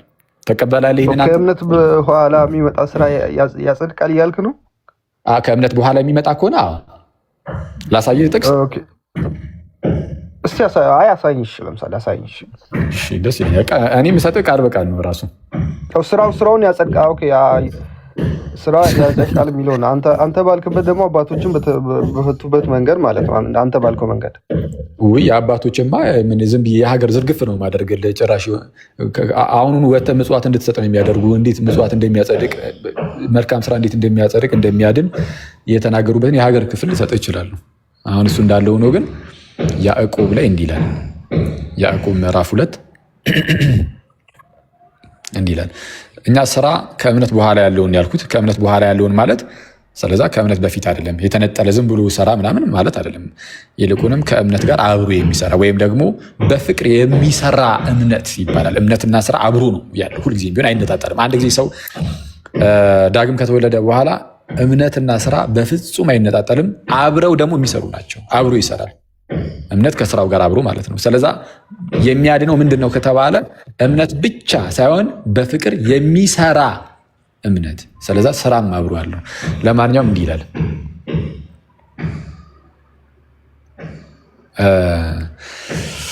ከቁጥር 19 ጀምሮ እናንብበው። ያዕቆብ 2:19 እግዚአብሔር አንድ እንደሆነ አንተ ታምናለህ፣ መልካም ታደርጋለህ። አጋንንት ደግሞ ያምናሉ፣ ይንቀጠቀጡማል። ያው አጋንንትም ያምናል ግን አይድንም ነው። ምክንያቱም አጋንንት መልካም ስራ የላቸውም። እምነቱ አለ፣ ስራው ግን የለም። እነሱ ጋር እምነቱ ኖሮ ግን ስራው ከሌለ በቃ ሊድኑ አይችሉም፣ ሊጸድቁ አይችሉም። ቀጠል ያደረግን አንተ ከንቱ ሰው እምነት ከስራ ተለይቶ የምውተ መሆኑን ልታውቅ ትወዳለህን? እምነት ከስራ ተለይቶ ሚኒንግ አንድ ጊዜ ካመንክ በኋላ ግን ጭራሽ ፍሬን የማታፈራ ከሆነ ስራን የማትሰራ ከሆነ እሱ ከስራ የተለየ እምነት ይሆናል። ከዛን ያ እምነት የሞት ይሆንብሃል። ምንም ወደ እግዚአብሔር መንግስት ገብታ ቢሆን በግንዱ ላይ ያለህ ቅርንጫፍ ብትሆን እንኳን ፍሬን ካላፈራ ስራን የማትሰራ ከሆነ ትቆረጣለህ። ተቆርጠ ደግሞ ትወድቃለህ ማለት ነው። ልክ ጌታችን በዮሐንስ ወንጌል ምዕራፍ 15 ላይ በእኔ ያለውን ቅርንጫፍ ፍሬ የማያፈራውን አባቴ ያስወግደዋል ብሎ እንደተናገረው በማን ያለውን? በእኔ ያለውን። ጌታ ኢየሱስ በእኔ ያለውን ብሎ ስለተናገረ ያ ቅርንጫፍ ኦልሬዲ በክርስቶስ እኮ ነው ያለው። ያለ እምነት መቼስ በክርስቶስ መሆን የሚቻል አይደለም። በግንዱ አትሆንም ያለ እምነት። ግን ፍሬ ደግሞ አለ በኋላ ላይ። ፍሬን ካላፈራህ ግን አንዴ ካመንክ በኋላ በክርስቶስ ከሆንክ በኋላ ፍሬን ባታፈራ ትቆረጣለህ። ስለዛ ምን አለ? አንተ ከንቱ ሰው እምነት ከስራ ተለይቶ የሞተ መሆኑን ልታውቅ ትወዳለህን? ሚኒንግ ከስራ ከተለየ ስራ የማትሰራ ከሆነ እምነቱ ብቻውን ሊያቆይህ ሊያጸድቅህ በፍጹም አይችልም። ስራ ከሌለ እምነቱ ብቻውን እንዲሁ ሊያጸድቅህ አይችልም። እሱ የሞተ ነው ማለት አንተን ራስህ ህያው ሊያደርግህ አይችልም። እሱ ለራሱ አልጨረስኩትም እያልኩ አይሰማም። እኔ ስራ ብቻ ያጸድቃል ያልኩት ነው አምጣልኝ ያልኩት አንተ ከእምነት ጋር ያይዘ ነው። ሚዩት አድርግ ቃዶሽ እንዴ ልጨርስ እንጂ ምን ሆነ ነው ወንድሜ? እኔ ስራ ብቻ ያጸድቃል ብያለሁ ጋይስ? ከእምነት በኋላ ያለን ያልኩት ከእምነት በኋላ እያልኩ ከእምነት በፊት አድርገ ስራ ብቻ ያጸድቃል አስመሰለህ ታመጣለህ እንዴ? ለማንኛውም በደንብ አድርገህ ስማ። አባታችን አብርሃም ልጁን ይስሐቅን በመሰዊያው ባቀረበ ጊዜ በስራ የጸደቀ አልነበረምን? አባታችን አብርሃም በእምነት ጸደቀ ተብሎ ተነግሮለታል፣ በስራ ጸደቀ ተብሎም ተነግሮለታል። በስራ የጸደቀ አልነበረምን? እንዴት በስራው ጸደቀ? ያለ እምነት በፍጹም አይሆንም። ያለ እምነት እግዚአብሔርን ደስ ማሰኘት አይቻልም ተብሏል። ስለዛ ከእምነት ውጭ የሆነ ስራ ብቻ ከሆነ አይቻልም፣ አያጸድቅም። ከእምነት በፊት ከሆነ ታዲያ ምንድን ነው? አብሮ የሚሰራ መሆን አለበት እምነት ከስራው ጋር። ስለዛ ምን አለ? እምነት ከስራው ጋር አብሮ ያደርግ እንደነበረ ይላል። ቁጥር 22 ላይ ተመልከት። እምነት ከምን ጋር? ከስራው ጋር አብሮ ምን ያደርግ እንደነበረ፣ በስራም እምነት እንደተፈጸመ ትመለከታለህን? መጽሐፍም አብርሃምም እግዚአብሔርን አመነ ጽድቅም ሆኖ ተቆጠረለት ያለው ተፈጸመ። አብርሃምም አመነ ጽድቅም ሆኖ ተቆጠረለት የሚለው ቃል እሱ ራሱ ይሄ የተቆጠረለት መቆጠሩ እንዲህ የሚለው ቃል መፈጸም ራሱ ነበረበት የግድ። የተፈጸመው መቼ ነው? ልጁን ይስሐቅን ባቀረበ ጊዜ ወይም በስራ ያኔ የእግዚአብሔር ወዳጅም ተባለ ይላል። ከዛም ይህን ጠቅለል ሲያደርገው ምን አለ? ቁጥር 24 ላይ ሰው በእምነት ብቻ ሳይሆን በስራ እንዲጸድቅ ታያላችሁ። በስመ አብ የሰማችሁ ነው ጋይስ? ሰው በእምነት ብቻ ሳይሆን በስራ እንዲጸድቅ ታያላችሁ። እንደዚሁ ጋለሞታይቱ ረዓብ ደግሞ መልእክተኞችን ተቀብላ ያኔ እንዲሰልሉ ሲላኩ ማለት ነው ሁለቱ ያኔ የተቀበለቻቸው ሴት ተቀበላ በሌላ መንገድ በሰደደቻቸው ጊዜ በስራ አልጸደቀችምን? ከነፍስ የተለየ ስጋ የሞተ እንደሆነ እንዲሁ ደግሞ ከስራ የተለየ እምነት የሞተ ነው። ስለዛ ስራ ብቻ ያጸድቃል? አያጸድቅም። እምነት ብቻውን ነው የሚያጸድቀው? በፍጹም አይደለም። እምነት ከምን ጋር? ከስራው ጋር አብሮ ያደርግ ነበረ። ስለዚህ ሰው በእምነት ብቻ ሳይሆን በስራ እንዲጸድቅ ታያላችሁ። አሁን ይሄ በጣም አደገኛ ጥቅስ ነው። ከዛ በኋላ አሁን በነገራችን ላይ ሉተር ነው ይህንን ጥቅስ ሲያየው አንድ ጊዜ ምንድነው ጽድቅ በእምነት ብቻ የሚለውን ትምህርት ካስተማረ በኋላ ልክ ያዕቆብ ጋር ሲደርስ ያዕቆብን ከሌሎቹ ጽሁፎች አንጻር አለ፣ ከሌሎቹ የመጽሐፍ ቅዱስ ጽሁፎች ማለት ነው፣ ከሌሎቹ የመጽሐፍ ቅዱስ ክፍሎች ከሌሎቹ አንጻር ይህ የገለባ መልእክት ነው አለ ያዕቆብን። ስለዛ ይህ የምድር ካህናዊ መጽሐፍ አረባከን ሚዩት አድርጋ እንዴ ልጨርስ እንዲህ ልክ ሉተር ሲነካ ትከፍታለህ። ሉተር ቁስል ነው እንዴ?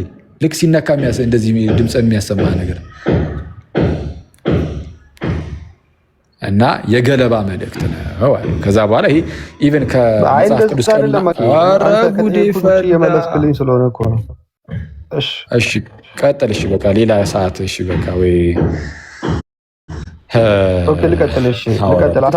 አንተ አሁን ያወራውና የመጽሐፍ ቅዱስ እውነት በጣም በተቃራኒ እንደሆነ ላሳይ። አንተ አሁን ባወራው እና የመጽሐፍ ቅዱስ እውነት በጣም በተቃራኒ እንደሆነ ምኑ ላይ ነው የተሳሳትኩት? አሁን ያነበብኩት ጥቅስ ላይ ምን መሰለህ? ያዕቆብ ሲጀመር ሰው በእምነት ብቻ ሳይሆን ሲል የለ እምነት ብቻም ላይ እንደሚድን በእምነት ብቻም እንደሚድን እያሳየ ነው። በእምነት ብቻ ሳይሆን በስራ ሲጸድቅ ታያላችሁ ብሎ ያለውን ያቀረበው ሁለቱም ሰዎች አብርሃምና ያችኛዋ ሴትዮ የብሉይ ኪዳን ሰዎች ናቸው።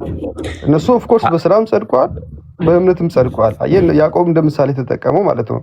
ስለዚህ ጳውሎስ በግልጽ ሰው አይጸድቅም ብሎ ተቃውሟል። ከፈለክ ላነብልህ እችላለሁ። በስራ መጽደቅ ቀርቷል። ቆይ አንዴ ልጨርስ።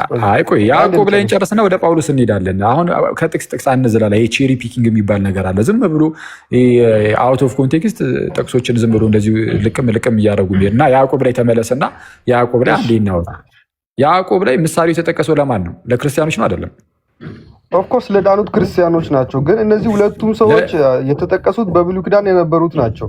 ምንም እሱማ ሮሜ 4 ላይ ሄደህ እኮ አብርሃምም አመነ ጽድቅ ሙሉ ተቆጠረለት ተብሎ ሲነገርለት ከዳዊት አንጻር ጻድቅ በእምነት ይኖራል፣ ምንድነው ኃጢአቱን የማይቆጥርበት ሰው ብፁዕ ነው፣ ይቅርታ እንደዛ እየተባለ ሲነገርለት የተጠቀሰው ሁለቱም የብሉይ ኪዳን ሰዎች ናቸው። ስለዚህ አንቀበልም ልትል ነው አይደለም። ምንም እንኳን እነ አብርሃም እነ ዳዊት ከብሉይ ኪዳን ተጠቅሰው በሮሜ ምዕራፍ 4 ላይ ቅዱስ ጳውሎስ የተናገረውን ይዘህ እምነት ብቻ ለማለት እነሱን ጥቅሶች ብትቀበልም ያዕቆብ ሲጠቅሰው ግን አንተ የሉተር እንትን አለ። አሁን ያንተ ውስጥ እሱን ነው የማየው።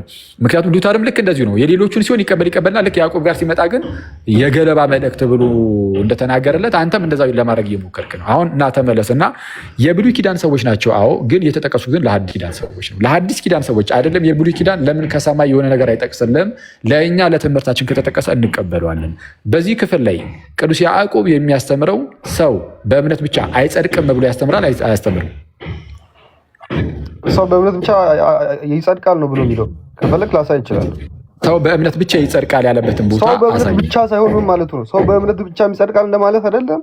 ወይም ተቃወመኝና ምን አልከኝ? ሰው በእምነት ብቻ ሳይሆን ስለ በእምነት ብቻ ይጸድቃል ግን በሌላ መንገድም አለ እያለ ነው ወይስ አይ በእምነት ብቻ ጭራሽ አይጸድቅም እያለ ነው? ሰው በእምነት ብቻ ሳይሆን አይ አይደል፣ እንደዛ እያለ አሁን እሺ፣ ወንድማችን እንዴት እየተረጎመ እንደሆነ ላብራራላችሁ። አንተ አንዴ ላይረዱ ይችላሉ።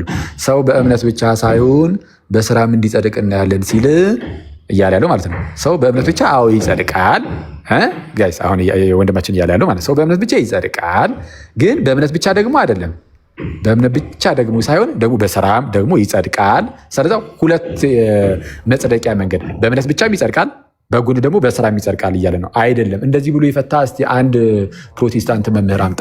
ወይስ በራስህ ነው እንደፈለክ መጽሐፍ ቅዱስን እንደዚህ እንትን እያደረከው ያለው? አንድ የመጽሐፍ ቅዱስ የፕሮቴስታንት መተርጉም አምጣ። አንድ አፍጥ ነው ሻንዲ ያመጣሉ አልኩኝ እኮ መጀመሪያ። ቆይ ልጨርስና ስታመጣ የጳውሎስን ተው ስታመጣ ሮሜ 4 አምጥቻለሁ። ሮሜ 4 ይሰማል ወዳጅ እዚህ ክፍል ላይ ኧረ እባክህን እንደው ያዕቆብን ጨርሰህ ትሄዳለህ። ሮሜ ላይ እኮ ምንም መውጫ ቀዳዳ እኮ የለህም። አውት ኦፍ ኮንቴክስት ጠቅሰህ ቆይ አንዴ ሰማኛ እንዴ እባክህን፣ ኧረ እባክህን አውት ኦፍ ኮንቴክስት ታነባለህ። እሱን ሜጃ አስረዳለሁ። ያዕቆብ ላይ ግን መጀመሪያ ጨርስ። ያዕቆብ ሁለት የመጽደቂያ መንገዶች የተለያዩ የመጽደቂያ መንገዶች ኖረው አንደኛው እምነት ብቻ አንደኛው ስራ የሚለውን ከየት አመጣው? ጠቅሱ እንደዛ አይ የሚለው ምንድን ነው? አሁን ላሳያ አንተ እንዳልከው እንዳልሆነ ላሳያ። አሁን አንተ የፕሮቴስታንት መተርጉም ማምጣ ብለህም የምታመጣ አይነት ሰው ስላልሆንክ እኔ አሁን በአውዱን ተከትዬ ላሳየ። እንዲህ ይላል ከላይ ከፍ ብለህ ቁጥር 22 ላይ እንዲህ ነው የሚለው።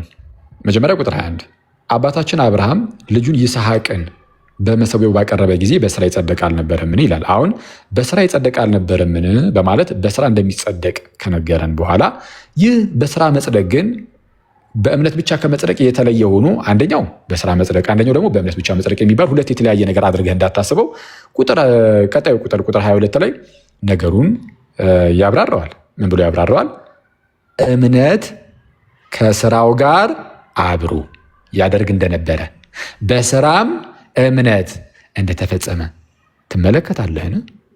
እምነት ከስራው ጋር አብሮ ስለዚህ አንተ ሁለቱን ነጣጥለህ እምነት ብቻ ያጸድቃል፣ ከዛ ደግሞ ስራ ደግሞ ያጸድቃል ብለህ ፈታው።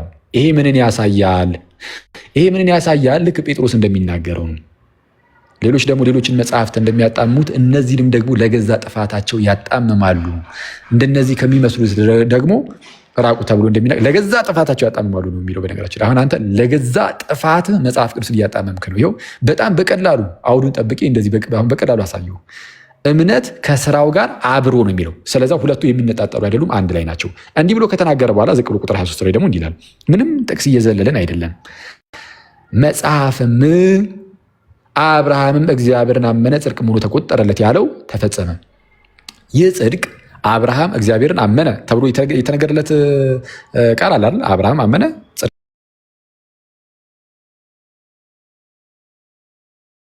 ሙሉ ተቆጠረ፣ ጽድቅ ሙሉ ተቆጠረ ነው። ራሱ በስራ ተፈጸመ የተባለው ሌላ ጽድቅ አይደለም፣ ራሱ አንድ ነው። ስለዛ ተፈጸመ የእግዚአብሔር ወዳጅ ተባለ ይልና ይህንን ሲያብራራው ምን አለ? ሰው በእምነት ብቻ ሳይሆን አለ በቃ በእምነት ብቻ አይደለም፣ በእምነት ብቻ ሳይሆን በስራ እንዲጸድቅ ታያላችሁ። በእምነት ብቻ አይደለም የሚጸደቀው በስራም ነው እንጂ በስራም ሰው በእምነት ብቻ ሳይሆን በስራ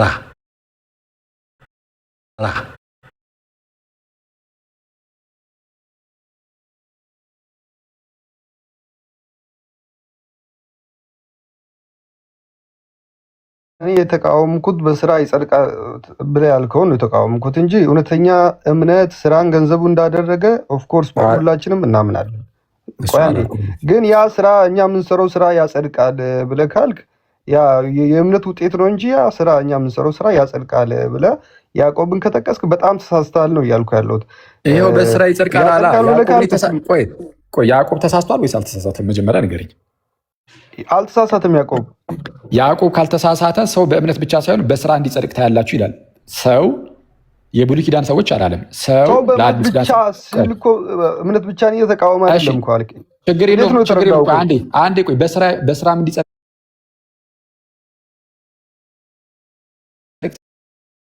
ታያላችሁ።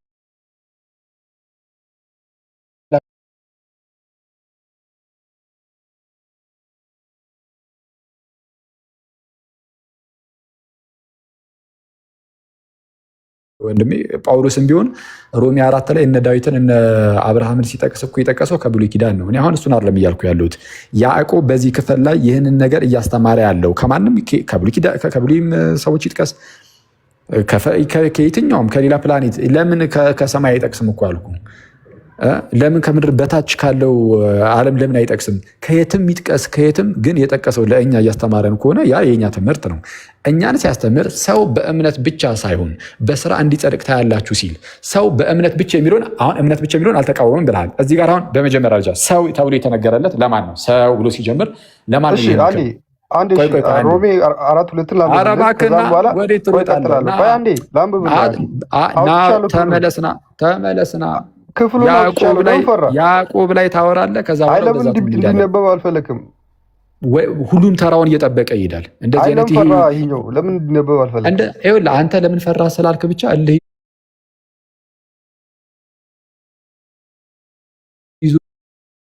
አንተ ለምን ፈራ ስላልክ ብቻ እልህ ይዞኝ እያሰብክ ከሆነ በአንተ ደረጃ እንደዚህ ልጅ አይደሉም።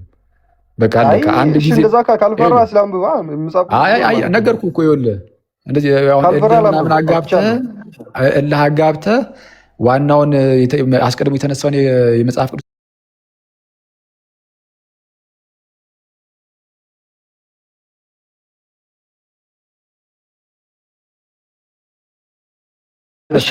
እነግርሃለሁ።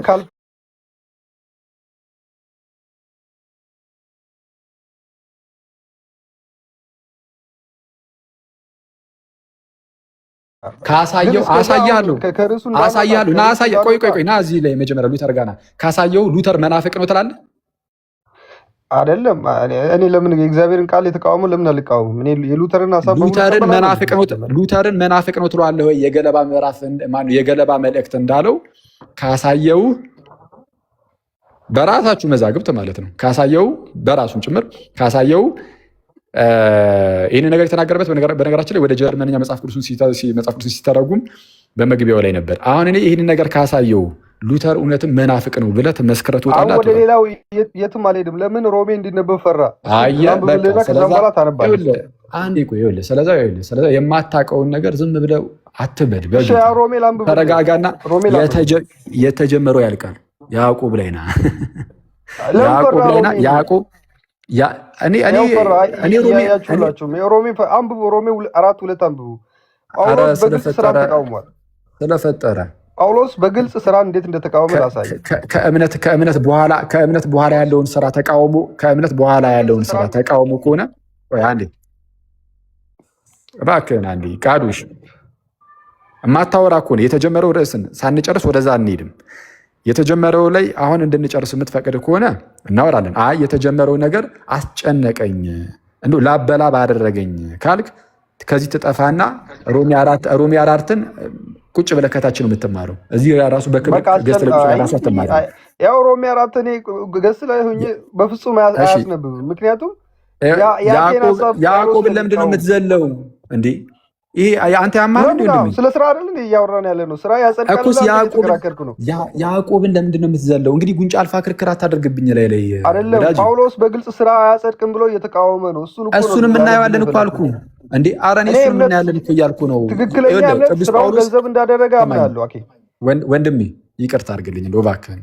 ጳውሎስ ማለት ነው ጳውሎስ ስራ የምር ያጸድቃል አያጸድቅም የሚለውን በጳውሎስ ብቻ ደግሞ አወራለሁ። ምንም ሌላ የጌታችንን ይሄ ወንጌሉን 4ቱን ወንጌላት ሳልነካ ያዕቆብን፣ የይሁዳን፣ የዮሐንስን ያዕቆብን ማነው የጴጥሮስን መልእክታት ዮሐንስ ራእይን ሳልነካ በጳውሎስ ላይ ብቻ ቆሜ ይኸው በዚህ አሁን እዚህ ጋር ወደ 600 ምናምን ሰው አላ በእነርሱ ፊት ይኸው ቃል እገባለሁ በጳውሎስ ብቻ ጽድቅ፣ ድህነት፣ የዘላለም ህይወት በስራም ጭምር ነው የሚለውን ጳውሎስ ላይ ብቻ ቆሜ ጋይስ እየሰማችሁ እንደውም ከጳውሎስም ብዙ ጊዜ የሚጠቅሱት ሮሜና ገላትያን አይደለም።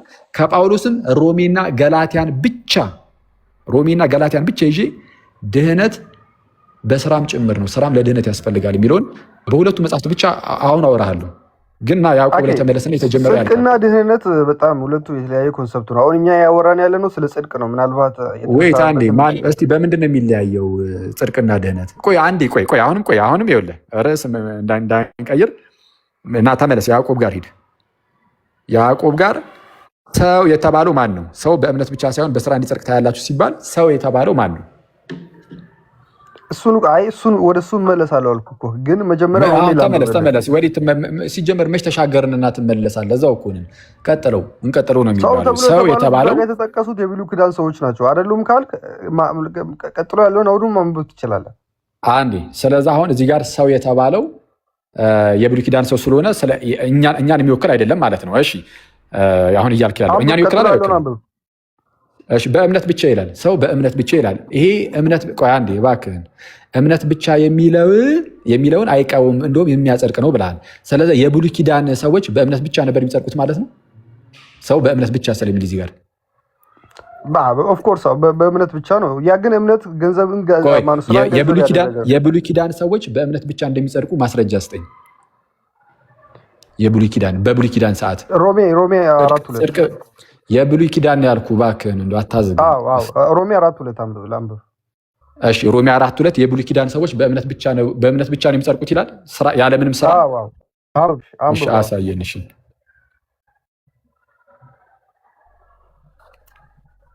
አፍጥኑ። አብርሃም በስራ በጸደቀ ቢሆን የሚመካበት ነገር አለው። እሺ አብርሃም በስራ በጸደቀ ቢሆን የሚመካበት ነገር በስራ በጸደቀ አይደለም፣ በስራ ጸድቆ ቢሆን ወይ አነባበብ እንደ ራስህ አንብብ እስቲ። የእኛን አነባበብ እና በራስህ አንብብ እስቲ። አንተ ባልኩህ አነባበብ አንብብ ብዬ እኮ ነው። አብርሃም በስራ ቢሆን የሚመካበት ነገር አለው፣ ነገር ግን በእግዚአብሔር ዘንድ አይደለም። መጽሐፍ ምን ይላል? አብርሃም እግዚአብሔርን አመነ ጽድቅም ሆኖ ተቆጠረለት። ለሚሰራ ደሞዝ እንደ ዕዳ እንጂ እንደ ጸጋ አይቆጠርለትም። ነገር ግን ለማይሰራ ኃጢአተኛውን የሚያጸድቀው ለሚያምን ሰው እምነቱ ጽድቅ ሆኖ ይቆጠርለታል። ሃሌሉያ። እንግዲህ ጨርሻለሁ። ጨረስክ? በቃ ይሄንኑ ለማምጣት ነው እንግዲህ ያው ጳውሎስ ግልጽ ቃል በቃል ያው ስራን ያው የሚያጸድቅ ስራ የለም ተቃውሟል። ችግር የለውም። ቀጠል አድርጎ እዛው ጋር ምን ይላል መሰለህ? አይተዋል አንተ ችግሩ እዛው ጋር ታቆማለህ። ስለ ዳዊትም ከታች ይናገርና ቁጥር 9 ላይ ይላል እንግዲህ ይህ ብጽዕና ስለመገረዝ ተነገረ ይላል ወይስ ደግሞ ስላለመገረዝ? እምነቱ ለአብርሃም ጽድቅ ሆኖ ተቆጠረለት እንላለንና ግዝረትን ይቃወማል ማለት ነው። በዋናነት የሚናገረው ስለ ግዝረት ነው። ግን ግዝረትን ራሱ ትተ ነው መልካም ስራ ራሱ ቢሆን ከእምነት በፊት ያለን ስራ ይቃወምበታል እንጂ ከእምነት በኋላ ያለ ስራን የሚቃወምበት አይደለም። ለምን? ለአብርሃም እምነቱ አዎ ጽድቅ ሆኖ ተቆጠረለታል ሳይገረዝ በፊት። አሁን አይሁዳውያን ምን ይሉ ነበረ? እኛ የተገረዝንን ይላሉ። አህዛብን ደግሞ እናንተ ያልተገረዛችሁ ናችሁ ይላቸው ነበር። በአይሁዳውያንና በአህዛብ መካከል ያለው አንዱ ልዩነት ይህ ስለነበረ አይሁዳውያን የተገረዝንን የአብርሃም ልጆች ነን ይላሉ። የአብርሃም ልጆች ናቸው ደግሞ የተገረዛችሁ ናችሁ። አህዛብን ግን በእምነት በኩል አትመጡም እያላችሁ ነው። ካልተገረዛችሁ ምናምን አትመጡም፣ ግዴታ ይህንን የሙሴን ሕግ ምናምን መፈጸም አለባችሁ ብሎ ያስጨንቋቸው ስለነበረ አንዳንድ ጂዶ ክርስቲያንስ። ስለዛ ጳውሎስ ምን አለ? ኦኬ እንግዲህ አብርሃምን እንውሰደው አለ። አባታችሁ አብርሃም አይደለ? የተስፋን ቃል የተቀበለው አብርሃም አይደል? አሕዛብ በዘር ይባረካል የሚል የተስፋ ቃልን ተቀብሏል። የስ እንግዲህ ውስጥ አባታችሁን አብርሃም ንዩት። አብርሃም የተገረዘው ከእምነቱ በኋላ ነው አይደለም? መጀመሪያ አብርሃም ሲመጣ ምንም እንኳን ከአብርሃም በኋላ የመጡት አይሁዳውያን ያው ገና በልጅነታቸው መገረዝ ቢጀምሩም ልጁንም በልጅነቱ ቢገርዘውም አብርሃም ግን አምኖ ከወጣ በኋላ ተገረዘ። በእግዚአብሔር ፊት ጽድቅ ሆኖ ተቆጠረለት የተባለው እምነቱ ነበር። ስለዛ ግዝረትን አሁን ወደ ጎን ያደርግና እምነትን አምጥቶ ያቆማል። ኮንቴክስት የሚባል ነገር አለ። አየህ፣ አንብብ። አንተ እንዳልከው አንድ የፈታ አባት ካለ አንዴ ምን አልከኝ? አንተ እንዳልከው አሁን ይሄ ስለ ግዝረት ብቻ ነው ያወራ ያለው ብለህ ያልከውን እስቲ እንደዛ ያለ አንድ አባት ካለ አሳየኝ እስቲ። ሮሜ 4 ይሄው ጥቅሱን እኮ እዚሁ ጋር አሳየው። ዝም ብዬ አሁን እኔ ራንደምሊ እኔ እውነቱን ለመናገር ይኸው ጌታን እኔ ከእናንተ ጋር አሁን እያወራ አይደለም። አሁን ዝም ብዬ ከፍቼ ዝም ብዬ ቅዱስ ዮሐንስ አፈወርቅን ከእናንተ እኩል ብናየው ከዚህ የተለየ ነገር አያወራም። አሁን አውጥቼ ባሳይህ ግን ታምናለህ? ከአሁን በኋላ አይ በቃ ይሄ ነገር እንደዚህ ነው ብለህ ታምናለህ? ኦፍኮርስ አምናለሁ። አሳይኝ። እሺ ይኸው እናውጣ እስኪ። እሺ እንግዲህ ከዛ ታማኝነትንም በዛው እናየዋለን። እንዳልኩ ስራ ቢሆን እንኳን ግን ስራ ሁልጊዜም ቢሆን ስራ ሁልጊዜም ከእምነት በፊት ያለውን ከጥቅም ውጭ ወይም ደግሞ ሚና የሌለው አድርገን እናስቀምጣለን እንጂ ከእምነት በኋላ ያለው ስራ ግን በፍጹም የሚጣል አይደለም።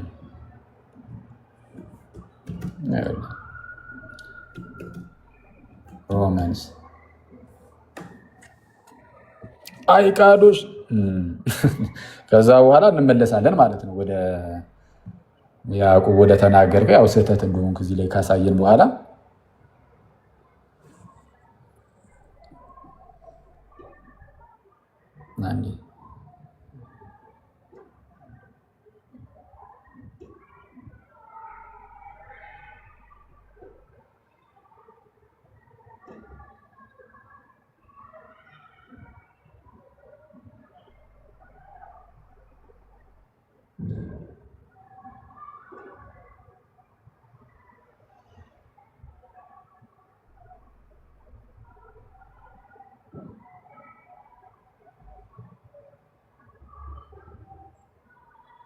ያው እንዲህ ይላል። እንግዲህ መጽሐፉን ላውጣለህ አንተ ታነባለህ። ቤሊን እኔን ያስገባሁት እንዳታስወርዱት። ሳይፈቀድለት ግን ማይክ እንዳይከፍት አስጠንቀቀው። ያው አንብብ ጋይስ፣ እኔ ነኝ ያስገባሁት እንዳታስወርዱት። እሺ ቃዶሽ ይታያል ወይስ ስክሪንሻት አድርጌ ላስቀምጠው እዚሁ ላይ እንድታነበው? አንብብ። ይኸው ሮሜ 4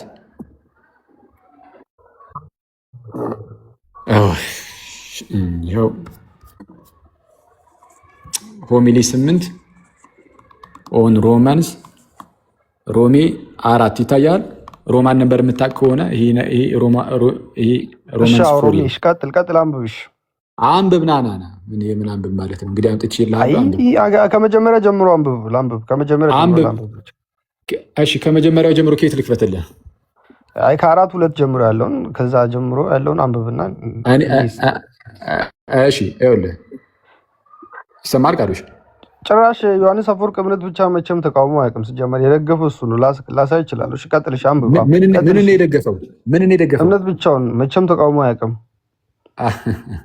አረ እሱን በሚገባ አሳያለሁ። ግን አሁን እሱን አንድ ጊዜ አስሬ ወደዚህ ወደዛ አትዝለል።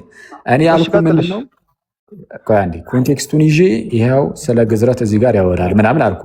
እንዲህ ብሎ አንተ እንዳስረዳኸው ያስተማረ አባት አምጣ አልከኝ አይደለም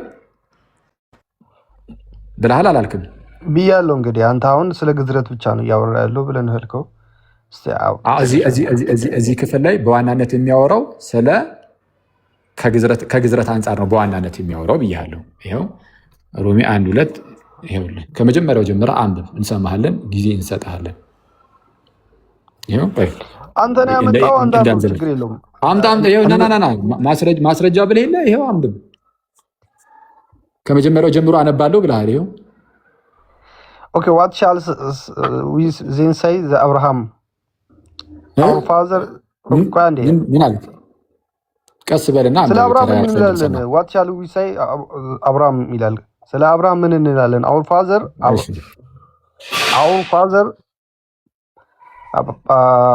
father pertaining to the flesh has found. Okay, Abraham were justified by work. ቀጥልሽ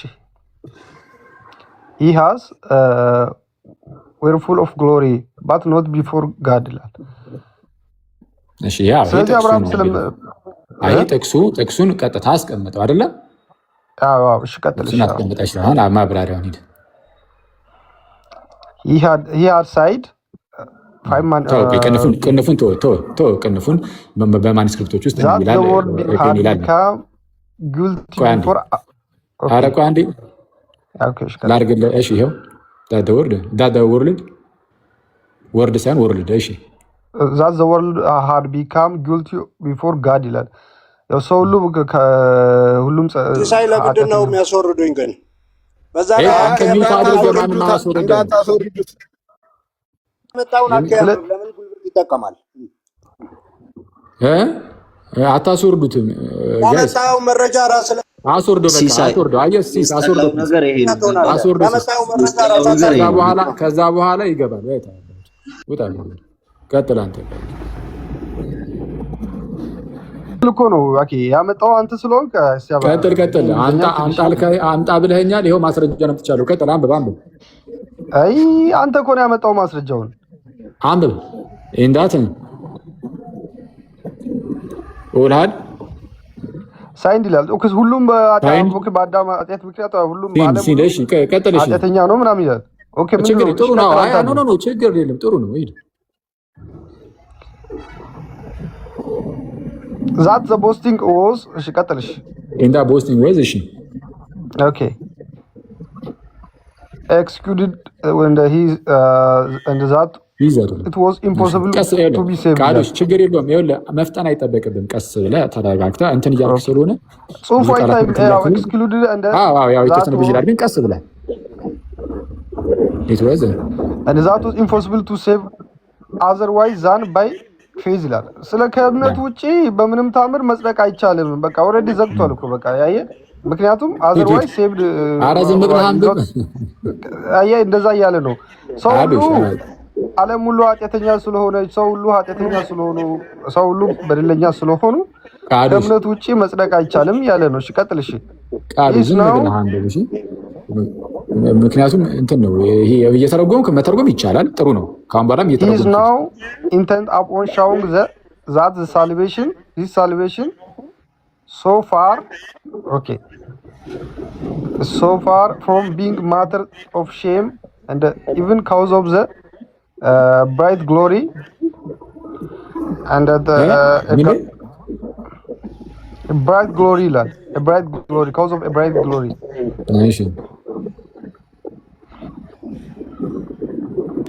okay አይታይም እኮ ጽሁፉ የሆነ ብዥታ አለበት። አቃለ በጣም ተቸግረ እያነበብኩ ነው። ግን አንተ ብታነብ ጥሩ ነው። አኬ አንተ አንብብልንና ችግር የለውም ተርጉምልን። እሺ ለሁላችንም ያመጣው አንተ እኮ ነው ማስረጃው። ችግር የለውም አንተ ነው ያመጣው ማስረጃው እና አንተ አንብብ ችግር የለውም። ማስረጃውን እኮ አንተ አምጣው ስላልከኝ እኮ ነው ከመጀመሪያው ጀምሮ ላንብበው አልከኝ። ከፈትኩልህ ከፍትልህ ግን ምንም በቃ እንትን የለም። ስለዚህ አንተ እንዳልከው የለም እኮ እዚህ ጋር አሁን ስለ ግዝረት እያወራ ነው የሚለው ምን ይላል? ከእምነት ውጭ መጽደቅ አትችሉም እያለ እኮ ነው። ሰርከምሲሽን የሚል ከታች አይታይም? ይኸውልህ ጀስቲፋይድ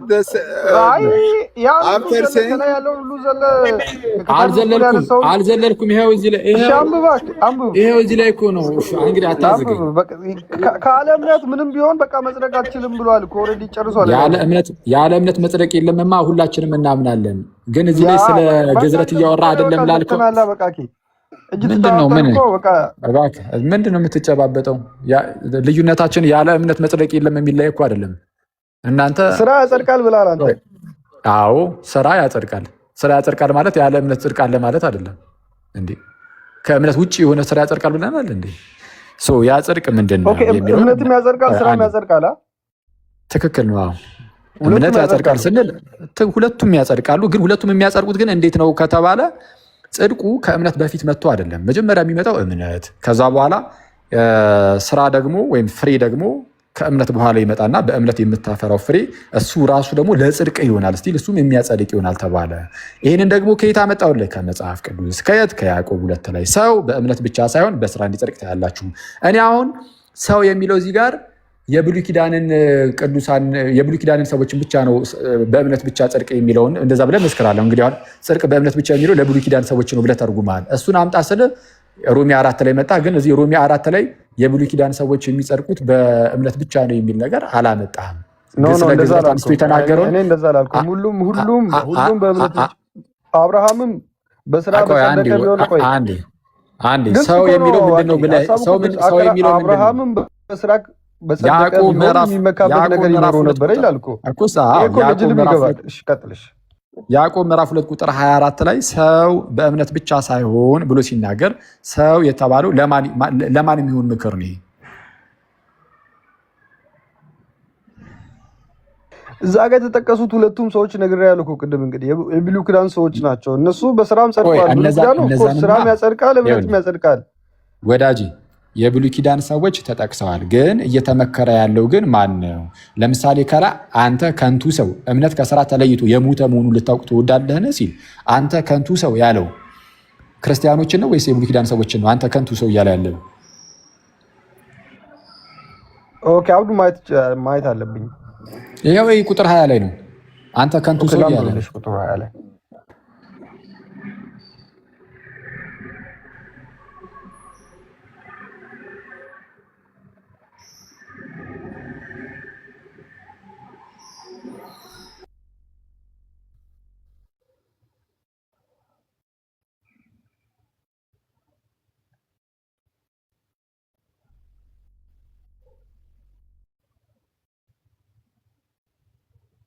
ቀጥል እንጂ ካዶሽ አኬ ጀለስ በማዛግ ነው ስፔሻሊቲው እኮ ብሮስኪ። ለምን ልብን ታደርቃለህ ግን በዚህ ጠዋት? ኧረ በስመ አብ አንተ ዛጋ አደረገን እኮ። እሺ አንተ ከንቱ ሰው የተባለው ማን ነው? ኦኬ አንተ ከንቱ ሰው እምነት ከስራ ተለይቶ የሞተ መሆኑን ልታውቅ ትወዳለህ? አባታችን አብርሃም ልጁን አንተ ከንቱ ሰው የተባለው እዚህ ጋር ማን ነው? አንተ ከንቱ ሰው ተብሎ የተባለው ሰው ሁሉ ነው። ሰው ሁሉ ነው። እንደዚህ አትጠይቀኝ። አንደኛ ጥያቄውን ጠይቅና ከዛም በኋላ ልመልስልህ። እዚህ ጋር የተጠቀሰው ማን ነው እኮ? አንተ ከንቱ ሰው የተባለው ማን ነው? ክርስቲያኖችን እያስተማረ ነው አይደለም? ክርስቲያኖችን እያስተማረ ነው። ኦፍ ኮርስ የዳኑ ሰዎችን አይደል? የአዲስ ኪዳን ሰዎችን። አዎ እሺ። ዝቅ ብሎ ሰው በእምነት ብቻ ሳይሆን በስራ እንዲጸድቅ ታያላችሁ እያለ ሲያስተምር እነማንን ነው የሚያስተምረው?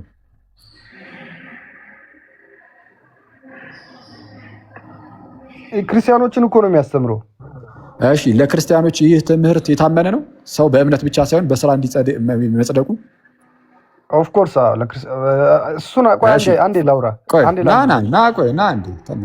አንዴ ላንብብልህ ክፍሉን ችግር የለውም። እስከ 22 ያለውን ላንብብልህ። እስከ 22 ያለውን ማለት ነው። እሺ አባታችን አብርሃም ልጁን በይስሐቅ በመሠዊያ ባቀረበ ጊዜ በስራ ይጸደቅ አልነበረምን? እምነት ከስራ ጋር አብሮ ያደርግ እንደነበረ በስራም እምነት እንደተፈጸመ ትመለከታለህ። መጽሐፍ እግዚአብሔርን አመነ ጽድቅም ሆኖ ተቆጠረለት ያለው ተፈጸመ፣ እግዚአብሔር ወዳጅ ተባለ ይላል። ስለዚህ አሁን ያን ሁሉ ካወራ በኋላ ምንድነው እያለ ያለው? ኦፍኮርስ ያ እውነተኛ እምነት ገንዘብን ስራን ገንዘብ ያደረገ ነው። አንድ ሰው አመንኩ ብሎ ግን ምንም የማያደርግ ከሆነ ሲጀመር እየዋሸ ነው። ሲጀመርም አልዳንም፣ እምነቱ ያጠራጥራል እያለ ነው። ምክንያቱም አብርሃምም መጀመሪያ የጸደቀው በእምነት ነው። እንደዛ ያለበትን አሳየኝ። ምን ሲጀመርም አላመንም ያለበትን አሳየኝ። ላሳየው ነገ። ኦኬ እሺ ምን ይላል? ላሳይሽ። ቆይ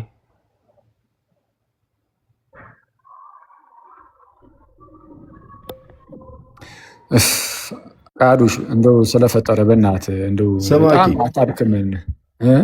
ማታ እንዴት ሆንክ? ራበህ ወይስ ትንሽ ሀሳብን ከስራ? እኔ አሁን አወራንበት እኮ ቃዲ አንተ ሲዝ ወይ እኔ አሁን ገብቼ ቃዶ ሲያወራ ሰምቼው 6 ሰዓት አልደርሳለኝ። ራቡ ሊደፋኝ ነው እንዴ? አሁን ራበኝ አልኩ እኮ እንዴ። እኔ ራሱ የሚገርም አልበላውም እኮ በእውነት አንተ አሁን ቅድም እየበላህ አልነበር? ምንድነው ውሃ ጠጣው እንጂ በላው እንዴ? ውሃ ከመጀመሩ ነው ምግብ የሆነው። ውሃ ከመጀመሩ ነው የሚበላው። ይበላል እንጂ በለኝ ውሃ በላ እንደሚሆነው። አይ ግን ለማንኛውም ቃዶች ላይ በቃ ዝም ብዬ እንትን ልበልህና ቢቀርብህም የሚሻል መሰለኝ።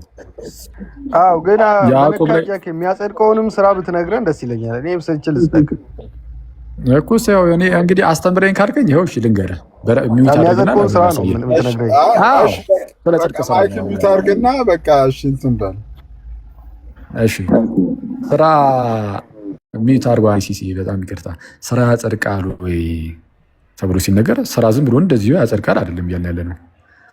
አንድ ሰው አስቀድሞ ማመን ፈቅዶ ማመን አለበት ማለት ማመን መፍቀድ አለበት ለመዳን።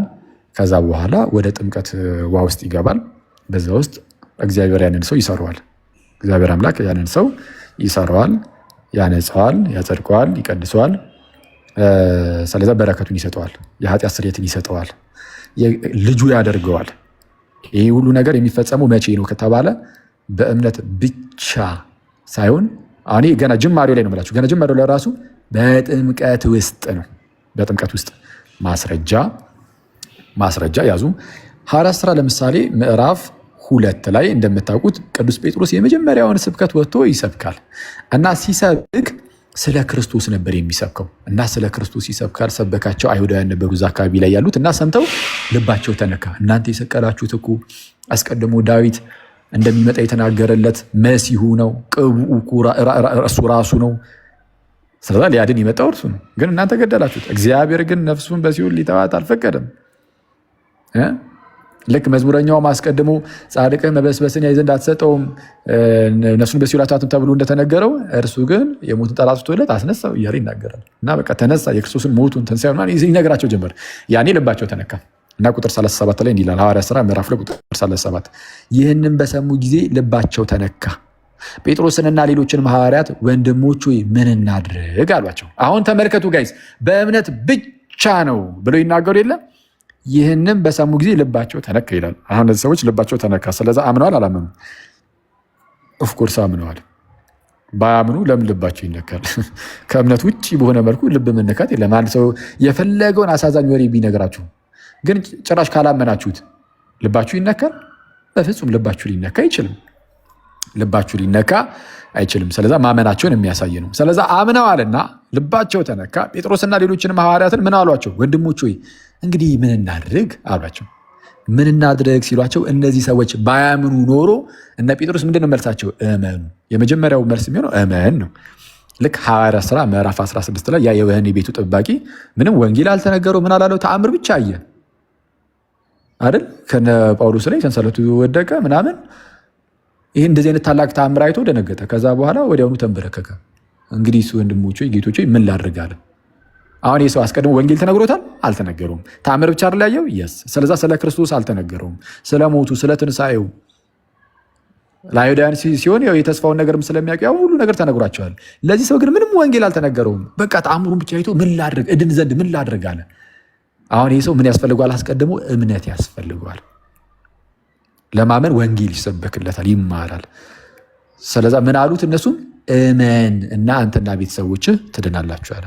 አየህ፣ ያላመነ ሰው መጀመሪያ ምንድን ነው የሚያደርግ የሚባለው? እመን። ከዛ ወደ ቤት ገብቶ አስተማሯቸው፣ አመኑ። አመነ፣ ዳነ፣ ከነ ቤተሰቡ ተጠመቀ። ስለዛ አሁን ከነ ቤተሰቡ ይጠመቃል። መጀመሪያ ግን ምን ያደርጋል? ያምናል። ስለዛ የሆነ ሰው አስቀድሞ ካላመነ እንዳትረሱ፣ ለመዳን ምን ላድርግ ሲባል እመን ነው የምንለው። አንድ ሙስሊም መቶ እድን ዘንድ ምን ላድርግ ቢል እመን ነው የምንለው። በጌታ እመን፣ በጌታ በኢየሱስ ክርስቶስ እመን። እምነት ይቀድማል። አሁን እነዚህ ሰዎች ግን ኦልሬዲ ልባቸው ተነካ ስለሚል ኦልሬዲ አምነዋል። ስላመኑ ጴጥሮስ እመኑ አይላቸውም። ኦልሬዲ አምነዋል። ከእምነት ቀጥሎ የሚነገረው ምንድን ነው? ጥምቀት ስለሆነ ጥምቀት ላይ ነው የሚለው። ንስሐና ጥምቀት ላይ ማለት አምናችኋል፣ አሁን ንስሐ ገብታችሁ ተጠመቁ ነው። ስለዚ ምን አለ ጴጥሮስም? ንስሐ ግቡ ኃጢአታችሁም ይሰረይ ዘንድ እያንዳንዳችሁ በኢየሱስ ክርስቶስ ስም ተጠመቁ፣ የመንፈስ ቅዱስ ስጦታ ትቀበላላችሁ። ስለዛ እነዚህ ሰዎች አስቀድመው አምነው ነበር? አላመኑ? አምነው ነበር። ባያምኑ ኖሮ እመኑ ይባል ነበር። ስለዛ አሁን ማመናቸውን ያዙ። እንግዲህ ወንድሞቹ ምን እናድርግ ሲሉ ማለት ነው ልባቸው ተነክቶ አምነው እንደዚህ ብሎ ሲጠይቁ እንደነዚህ እንደ ፕሮቴስታንቶቹ ትምህርት ቢሆን ኖሮ ጴጥሮስ ምን ነበር የሚላቸው? ኮንግራትስ የኃጢአት ስርየትን አግኝታችኋል፣ በስሙ የኃጢአት ስርየትን አግኝታችኋል፣ ምክንያቱም አምናችኋል እና ጸድቃችኋል። በሉ አሁን ደግሞ መዳናችሁን ለማሳየት ያህል ተጠመቁ ይላቸው ነበር። ግን ጴጥሮስ ፕሮቴስታንት አይደለም። ጴጥሮስ ክርስቲያን ነው እንጂ ፕሮቴስታንት አይደለምና በእምነት ብቻ የኃጢአት ስርየት የሚባል ነገር እርሱ ጋር አይታወቅምና ቀጠል አድርጎ ምን አለ? ንስሐ ግቡ። እሺ ኃጢአታችሁ የሚሰረይ ዘንድ። ስለዛ የኃጢአት ስርየትን አላገኛችሁም እያላቸው እኮ ነው። አምነዋል እኮ ግን የኃጢአት ስርየትን እንኳን አላገኙም። የኃጢአታችሁ ይሰረይ ዘንድ በኢየሱስ ክርስቶስም ተጠመቁ። ስለዛ እምነት ብቻ ሳይሆን ጥምቀት ያስፈልጋል የግድ። ገና ጅማሬው ላይ ድህነት ሲጀምር እንደዚህ ነው። አዎ እምነት ያስፈልጋል። ከዛ ደግሞ ጥምቀቱ ከምስጢራት መካፈል። እምነትም ስንል በነገራችን ላይ በትክክለኛ አስተምህሮ ላይ እስከተመሰረተ ድረስ ብቻ ነው እምነት ራሱ የሚያድነው። እንኳን ጥምቀት እምነት ራሱ የሚያድን ትክክለኛውን ትምህርት ሰምተ ያመንክ እንደሆነ ነው። ለምሳሌ የሥላሴ ትምህርትን የሚክዱ ኦንሊ ጂሰሶችን ሰምተ በቃ በጌታ በኢየሱስ አመንኩኝ ብትል አትድንም። በጌታ አመንኩኝ እያልክ ነው ግን አትድንም። ለምን? የተሳሳተ ትምህርት ነው ሰምተ ያመንከው። ኑፋቄን ነው ሰምተ ያመንከው። ልክ እንደዚህ ሁሉ አሁንም ወደ ፕሮቴስታንቶች ሄደ የተሳሳተ ትምህርት ሰምተ ብታምን አትድንም። የእምነት የማዳን ራሱ ብቃት ኤፊካሲው አይኖረውም። እምነት የማዳን ብቃት የሚኖረው እምነት የማዳን ኤፊካሲ የሚኖረው ትክክለኛው ትምህርት ላይ እስከተመሰረተ ብቻ ነው። ሳውንድ ዶክትሪን ላይ እውነተኛ አስተምህሮን ሰምቶ እውነተኛ የእግዚአብሔርን ቃል ሰምቶ ሲያምን ነው አንድ ሰው የሚለው። ምክንያቱም እምነት ከመስማት ነው ብቻ አይደለም የሚለው፣ መስማትም ደግሞ ይላል በኑፋቄ ነው አይልም። እምነት ከመስማት ነው መስማትም በኑፋቄ ነው ይላል አይልም እኮ። እምነት ከመስማት ነው መስማትም በእግዚአብሔር ቃል፣ እውነተኛውን የእግዚአብሔርን ቃል። አንድ ሰው አይ እኔ እኮ የተናገርኩት የእግዚአብሔር ቃል ነው ስላለ አይደለም። ሉተር ለምሳሌ የጽድቅ ትምህርቱን እና የእምነት ብቻ ትምህርቱን ይሄ የእግዚአብሔር ቃል ነው ብሎ መጥቶ ነበረ። ግን ውሸት ጭራሽ በመጽሐፍ ቅዱስም በቤተክርስቲያን ታሪክ አንዴ እንኳን የማይታወቅ እንግዳ ትምህርትን ይዞ የመጣው ፎረንሲክ የሆነውን ያንን እይታ ማለት ነው፣ ውጫዊ የሆነውን ጽድቅ ብሎ ያስተማሩን ግን የእግዚአብሔር ቃል ነው እያለ እያወጀ መጣ። በሚያስገርም ሁኔታ እንደዛ ነው። ሐሰተኛ መምህራን የእግዚአብሔር ቃል ነው እያሉ ይመጣሉ፣ ግን የራሳቸው ትምህርት ነው። የሰው እንደ ሰው የሆነ ትምህርትን ሰምተ ደግሞ መጽደቅ አትችልም፣ በፍጹም አትድንም። እምነቱ ራሱ አያድንም። ገና ጥምቀት ጋር ሳትደርስ እምነቱ ራሱ ሐሰተኛ ያስብላል። ስለዛ እምነት ከጥምቀት ይኸው እንዳየ ነው ማለት ነው። ስለዛ እምነት ብቻ የሚባል ነገር ጅማሬው ላይም የለም። ጅማሬው ላይም አሁን ስራ የቱ ጋር ነው የሚመጣው ከተባለ ከዚህ በኋላ ነው። አንድ ሰው እምነትን አምኖ ከምስጢራት ከተካፈለ በኋላ ስራ ደግሞ እየሰራ ይኖራል። ልክ በዚህ ከዛ በፊት ግን ስራ አያድንም እንዳልኳችሁ፣ በቃ ጸጋው ነው።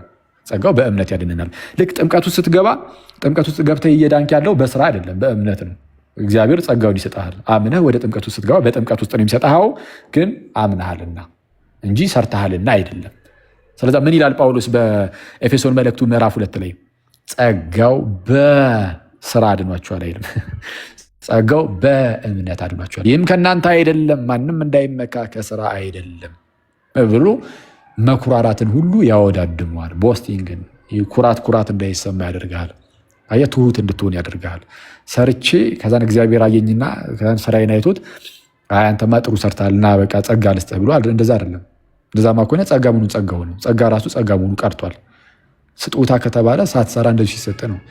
ለምሳሌ አንድ ሰው ከእናንተ መካከል እስቲ ለምሳሌ ጋዲ ለምሳሌ መቶ ዝም ብሎ እንደዚሁ በስጦታ መልክ ማለት ነው ዛሬ ምሳ ቢሰጠኝ፣ ዝም ብሎ ምሳ ቢሰጠኝ ይሄ ስጦታ ነው።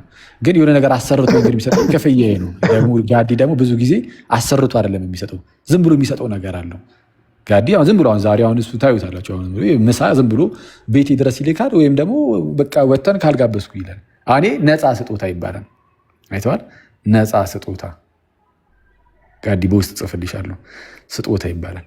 እና ሰርቼ ከሆነ ግን የሚሰጠኝ ጋዲ ያንን ምሳ የሰጠኝ ሰርቼለት የሆነ ነገር ሰርቼለት ከሆነ ግን እሱ ስጦታ አይባልም፣ ክፍያ ይባላል። ደሞዝ ነው። አየህ፣ የእግዚአብሔር ጸጋ ደግሞ ስጦታ ነው። እኛ አስቀድመን ሰርተን ያገኘነው ሳይሆን እንዲሁ ነው የሚሰጠን። ከዛ በኋላ ጸጋውን ከሰጠን በኋላና ዳግም ከወለደን በኋላ ግን ምን እናደርጋለን? ዕለት ዕለት ፍሬን እያፈራን በተቀበልነው በዛ ጸጋ ማለት ነው። ያ የተቀበልነው ጸጋ ኃጢአተኝነትን፣ ዓለማዊ ምኞትን የሚያስክድ የታላቁ አምላካችንና የመድኃኒታችን የኢየሱስ ክርስቶስን የክብሩን መገለጥ እንድንጠብቅ የሚያደርገን የሚያስተምረን፣ እግዚአብሔርን በመምሰል እንድንኖር ጸጥና ዝግ ብለን ራስን በመግዛት ከነውር ከነቀፋ ዞር ብለን እንድንኖር የሚያስተምርን ጸጋን የተቀበልነው ቲቶ ላይ እንደተነገረው ሰዎችን ሁሉ የሚያድን የእግዚአብሔር ጸጋ ተገልጧልና ተብሎ እንደተነገረ ማለት ነው። ያንን ጸጋ ረዳት አድርገን ከኃጢአት እየራቀን በንጽህና በቅድስና ፍሬን በማፍራት ክርስቶስን በመምሰሌት ውስጥ ደግሞ ከፍ ከፍ እያለን ደግሞ እናድጋለን። ይህ ድህነትን መፈጸም ይባላል። ፊልጵስዩስ ምዕራፍ 2 ላይ እንደተነገረው መዳናችሁን ፈጽሙ፣ ቁጥር 12 ላይ በፍርሃትና በመንቀጥቀጥ ሆናችሁ ነው የሚለው። ያው እንደታዘዛችሁ ሆናችሁ በፍርሃትና በመንቀጥቀጥ የራሳችሁን መዳን ፈጽሙ።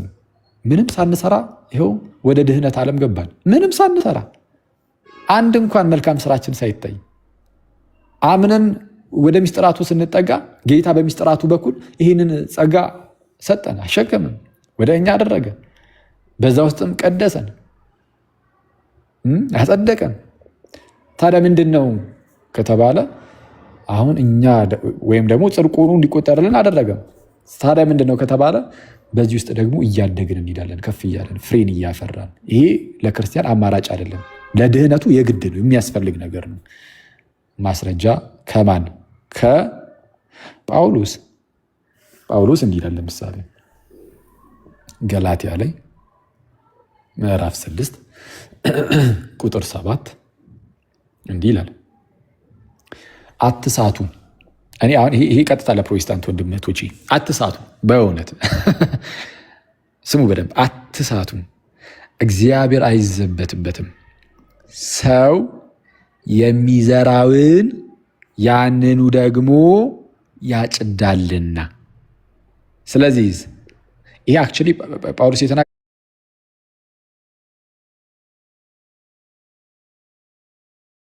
ለኛ ጳውሎስ የተናገረው ለኛ። በጣም ፕሮቴስታንቶቹ እዚህ ላይ የተከራከሩ ስለሆነ ለእነሱ ማድረገን እንጥቀሰው ብዬ ነው። አትሳቱ፣ እግዚአብሔር አይዘበትበትም እኮ ሰው የሚዘራውን ሁሉ ያንኑ ደግሞ ያጭዳልና በገዛ ስጋው። እሺ ምንድን ነው የሚዘራውን ነው የሚያጭደው ተብሏል። አሁን ሰው ያጭዳል። የሚያጭደው ነገር አለው ሰው? አዎ የሚያጭደው ነገር አለ። የሚያጭደው ግን ምንድን ነው? እርሱ የዘራውን ራሱ የዘራውን ሁሉ በቃ እሱን ያጭዳል። እሺ ምንድን ነው የሚዘራው? ምንድን ነው የሚታጨደው? ቀጣይ ጥቅስ በገዛ ስጋው የሚዘራ። በገዛ ስጋው የሚዘራ ማለት የስጋን ፈቃድ የሚፈጽም ማለት ነው። ከላይ ከፍ ብላችሁ ስታነቡ ምዕራፍ 5 ላይ የስጋ ስራ እያለ ያስቀመጠው ነገር አለ። ኃጢአት ነው። ኃጢአቶቹን ዘርዝሮ ነበር። ይህ ዝሙት፣ መዳራት፣ ጣዖትን ማምለክ፣ ሟርት፣ ጥል፣ ክርክር፣ አድመኝነት እና የመሳሰሉትን፣ ስካር፣ ዘፋኝነት ምናምን። በገዛ ስጋው የሚዘራ ይህም የስጋን ፈቃድ የሚፈጽም ከስጋ ምንን? መበስበስን ያጭዳል። መበስበስን ማለት የዘላለም ሞትን። በመንፈስ ግን የሚዘራ ሚኒንግ የመንፈስን ፈቃድ የሚፈጽም ማለት ነው። በመንፈስ ግን የሚዘራ ከዚህ ከመንፈስ ምንን ያጭዳል? የዘላለም ሕይወትን ያጭዳል። አሁን ተመልከቱ። የሚታጨደው ምንድነው? መበስበስ ወይም የዘላለም ሕይወት። እንዴ የዘላለም ሕይወት የሚታጨድ ነው? በቃ እንግዲህ ጳውሎስ ካለ አለ ነው። እኔ ፕሮቴስታንትን አይደለም የምሰማው፣ ጳውሎስን ነው። ፓስተሮችን አይደለም የምሰማው። አሁን እንደ እኔ ፕሮቴስታንቶች ልትሉ የሚገባው ይሄን ነው። እኔ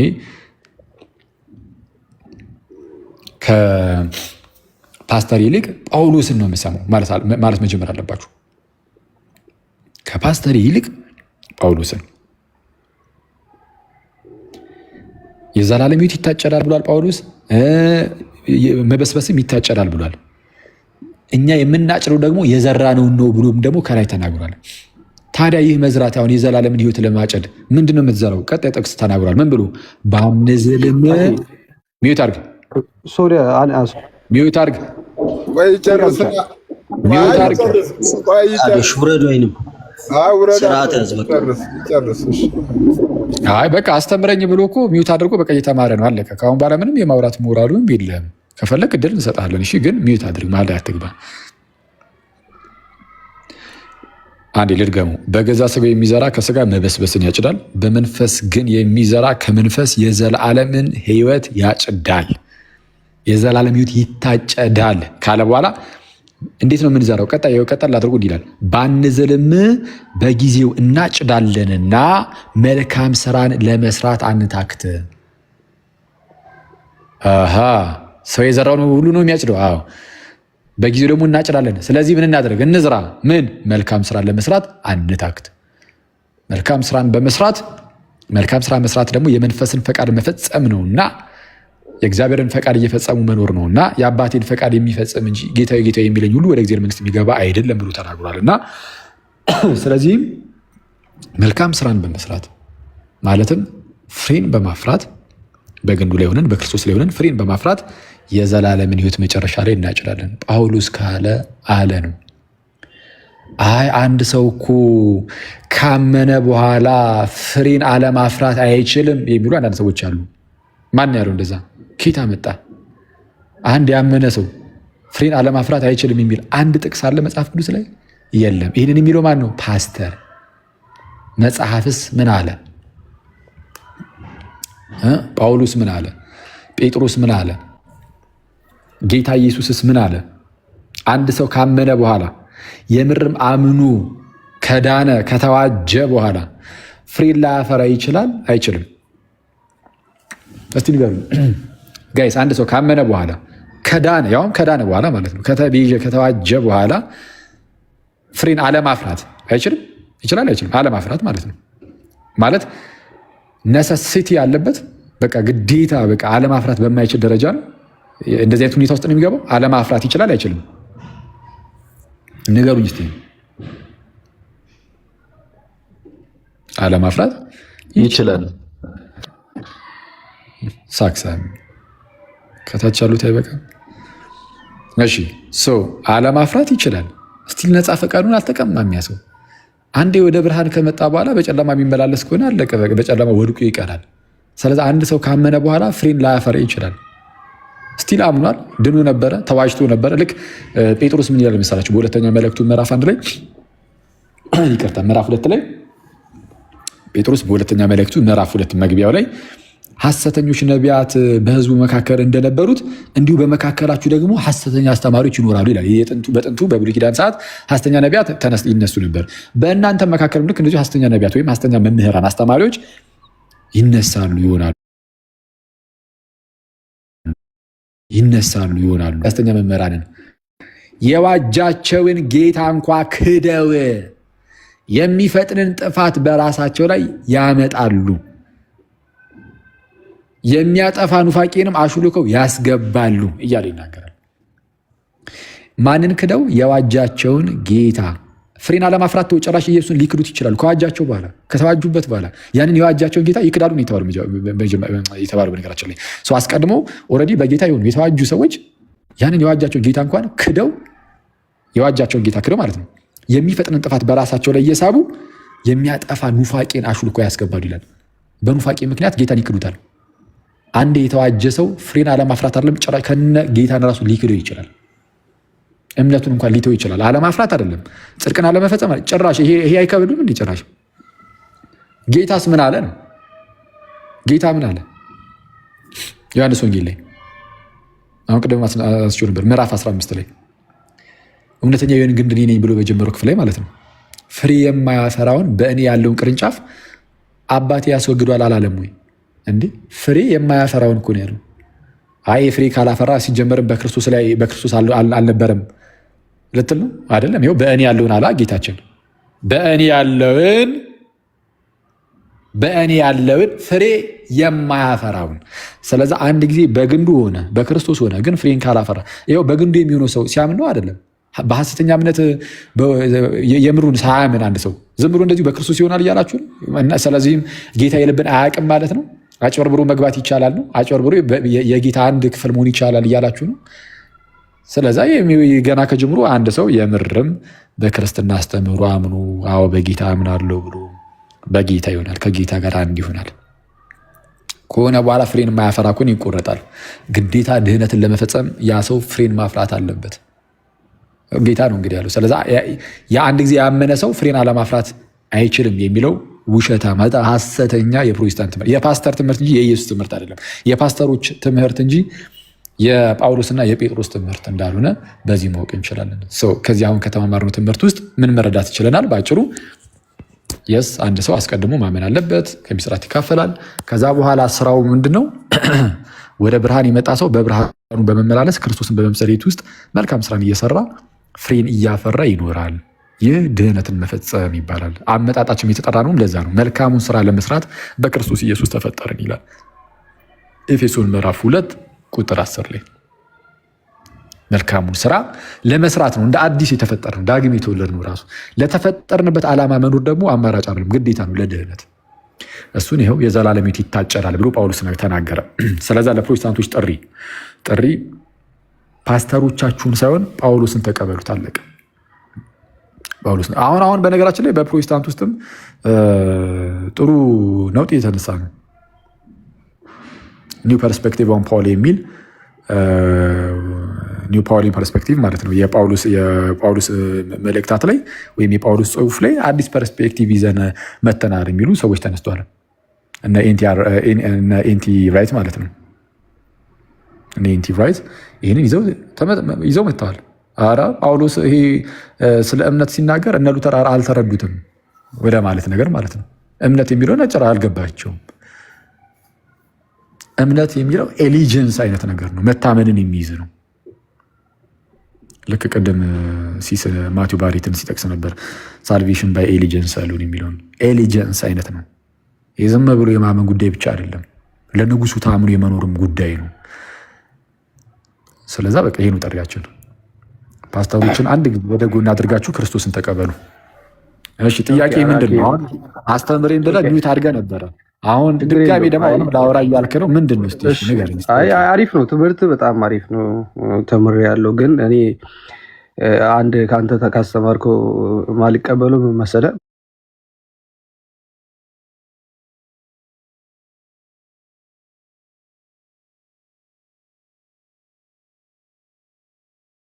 ያ የተፈጠርንበት ዓላማ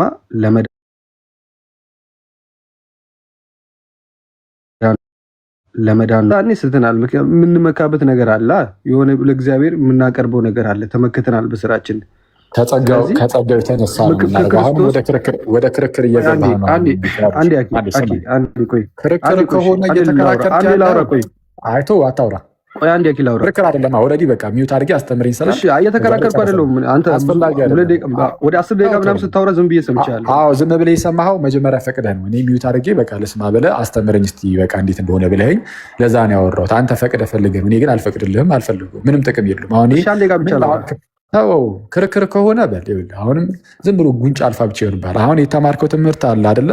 እሱን ያዘው በቃ አለቀ። መጽሐፍ ቅዱስ ላይ ሰው የዘራውን እንደሚያጭድ ከተነገረና የዘላለም ሕይወት እንደሚታጭድ ሰው የዘራውን ያጭዳል ብሎ ያለው እዛ ጋር ስለ መዝራትና ስለ ማጨድ እዛ ጋር ጳውሎስ ያወራው አንተ የምርህን ነው? ስለ መልካም ስራ ነው ወይ ስለ እምነትና ስለ መንፈስ ፍቃድና ወይ ስለ ስጋ ምኞት ነው እያወራ ያለው? ተረጋግተህ ለማታውራ አሁን ድምፅም ቁርጥ ከሚል ተረጋግተህ አውራ። ምንድን ነው የምትለኝ? ሲጀመርም ተረጋግቼ ነው ያወራ ያለሁት እና ምን መሰለህ አሁን ጳውሎስ እዛ ጋር ሰው የዘራውን ያጭዳል። ቆይ ሰው እዛ ጋር ጳውሎስ የዘራውን ያጭዳል ሲል እያነጻጸረ ያለው ስለ ሕግ ስራ ማን ነው? ስለ መልካም ስራ ስለ መልካም ስራና ስለ እምነት ነው ወይስ ስለ እምነትንና ስለ አለማመንና ስለ ማመን ነው ጳውሎስ እያነጻጸረ ያለው? አይ በቃ እዛ ክፍል ላይ የተነገረው በእምነት ውስጥ ላለ ሰው ነው የተነገረው። በእምነት ውስጥ ላለ ሰው ሲናገር ደግሞ ስለ መልካም ስራ ተነግሯል። መጽሐፍ ቅዱስን አውጣ፣ እዛው ክፍል ላይ ሂድ አውጣ። እሺ አውጥቻለሁ። ስንት ላውጣለህ? ምዕራፍ 7ን ብቻውን አንብቡ መጀመሪያ። ማን ነው? ይቅርታ ቁጥር 7ን ይቅርታ ቁጥር 7ን ብቻ ማለት ነው። ስንቱን አትፈልገውም? እኩሳ እንሄዳለን። መጀመሪያ ቁጥር 7ን ብቻ አንብብ አልኩ። እኔ ምልህን ብቻ አድርግ፣ አለበለዚያ እንደው አታዝገኝ። ቁጥር 7ን አንብብ መጀመሪያ። አዎ 8ንም እናነባለን። መጀመሪያ 7ን አንብብ፣ ከዛን 8ን ታነባለህ። ወንድሜ እባክህ አትሳቱ። እግዚአብሔር አይዘበትበትም። ሰው የሚዘራውን ሁሉን ያንኑን ደግሞ ያጭዳል። በገዛ ስጋው እባክህን ታነባለህ። አንዴ ተረጋጋ። አንተ እንዴት ነው ለምን ሰው እንትን ትላለህ? አታነጉለን በጌታ አትሳቱ። እግዚአብሔር ምን አለ? አይዘበትበትም። ሰው የሚዘራውን ሁሉ ያንኑ ደግሞ ያጭዳልና። ስለዚህ አሁን ሰው የሚያጭደው ነገር አለ የለም? ቃሉሽ የሚያጭደው አለ። ኦፍኮርስ ያ የሚያጭደው ነገር ደግሞ ራሱ የሚዘራውን ነው አይደለም? በእምነት የሚዘራውን ነው። ችግር የለም። በእምነትም በለው ምን በለው ብቻ የሚዘራውን ነው አይደለም? አሁን እዛ ክፍል ላይ የሚለውን ብቻ አንጨምር ቃል ለጊዜው። አይ ከ8 አለ እኮ ከ8 ላምብልህ ችግር የለውም። 8 ላይም ምን አይነት ዘር እንደሆነ ላሳይ። ቆይ አንዴ 8 ላይም በእምነት የሚል ቃልን አይጠቀምም። ችግር የለውም ብያለሁ እኮ እኔ እምነቱ ችግር የለብኝም። ግን 8 ላይም የለም እምነት የሚል ቃል ግን እሱን አንዴ እሺ እባክህን። እሺ ቀጥል። ከይቅርታ ጋር እንደው እባክህን ቃል ሳንጨማምር መጽሐፍ ቅዱስ ላይ ያለውን አንዴ እንትን እንበል። አሁን ለትርጉምም እንዳያሻማን ሰው ያጭዳል አልከኝ። ሰው የሚያጭደው የሚዘራው ነው አይደለም? ሰው የሚያጭደውማ የሚዘራውን ነው የሚያጭደው። የሚዘራውን ሰው የሚዘራውን ራሱ ሰው የሚዘራውን ነው የሚያጭደው።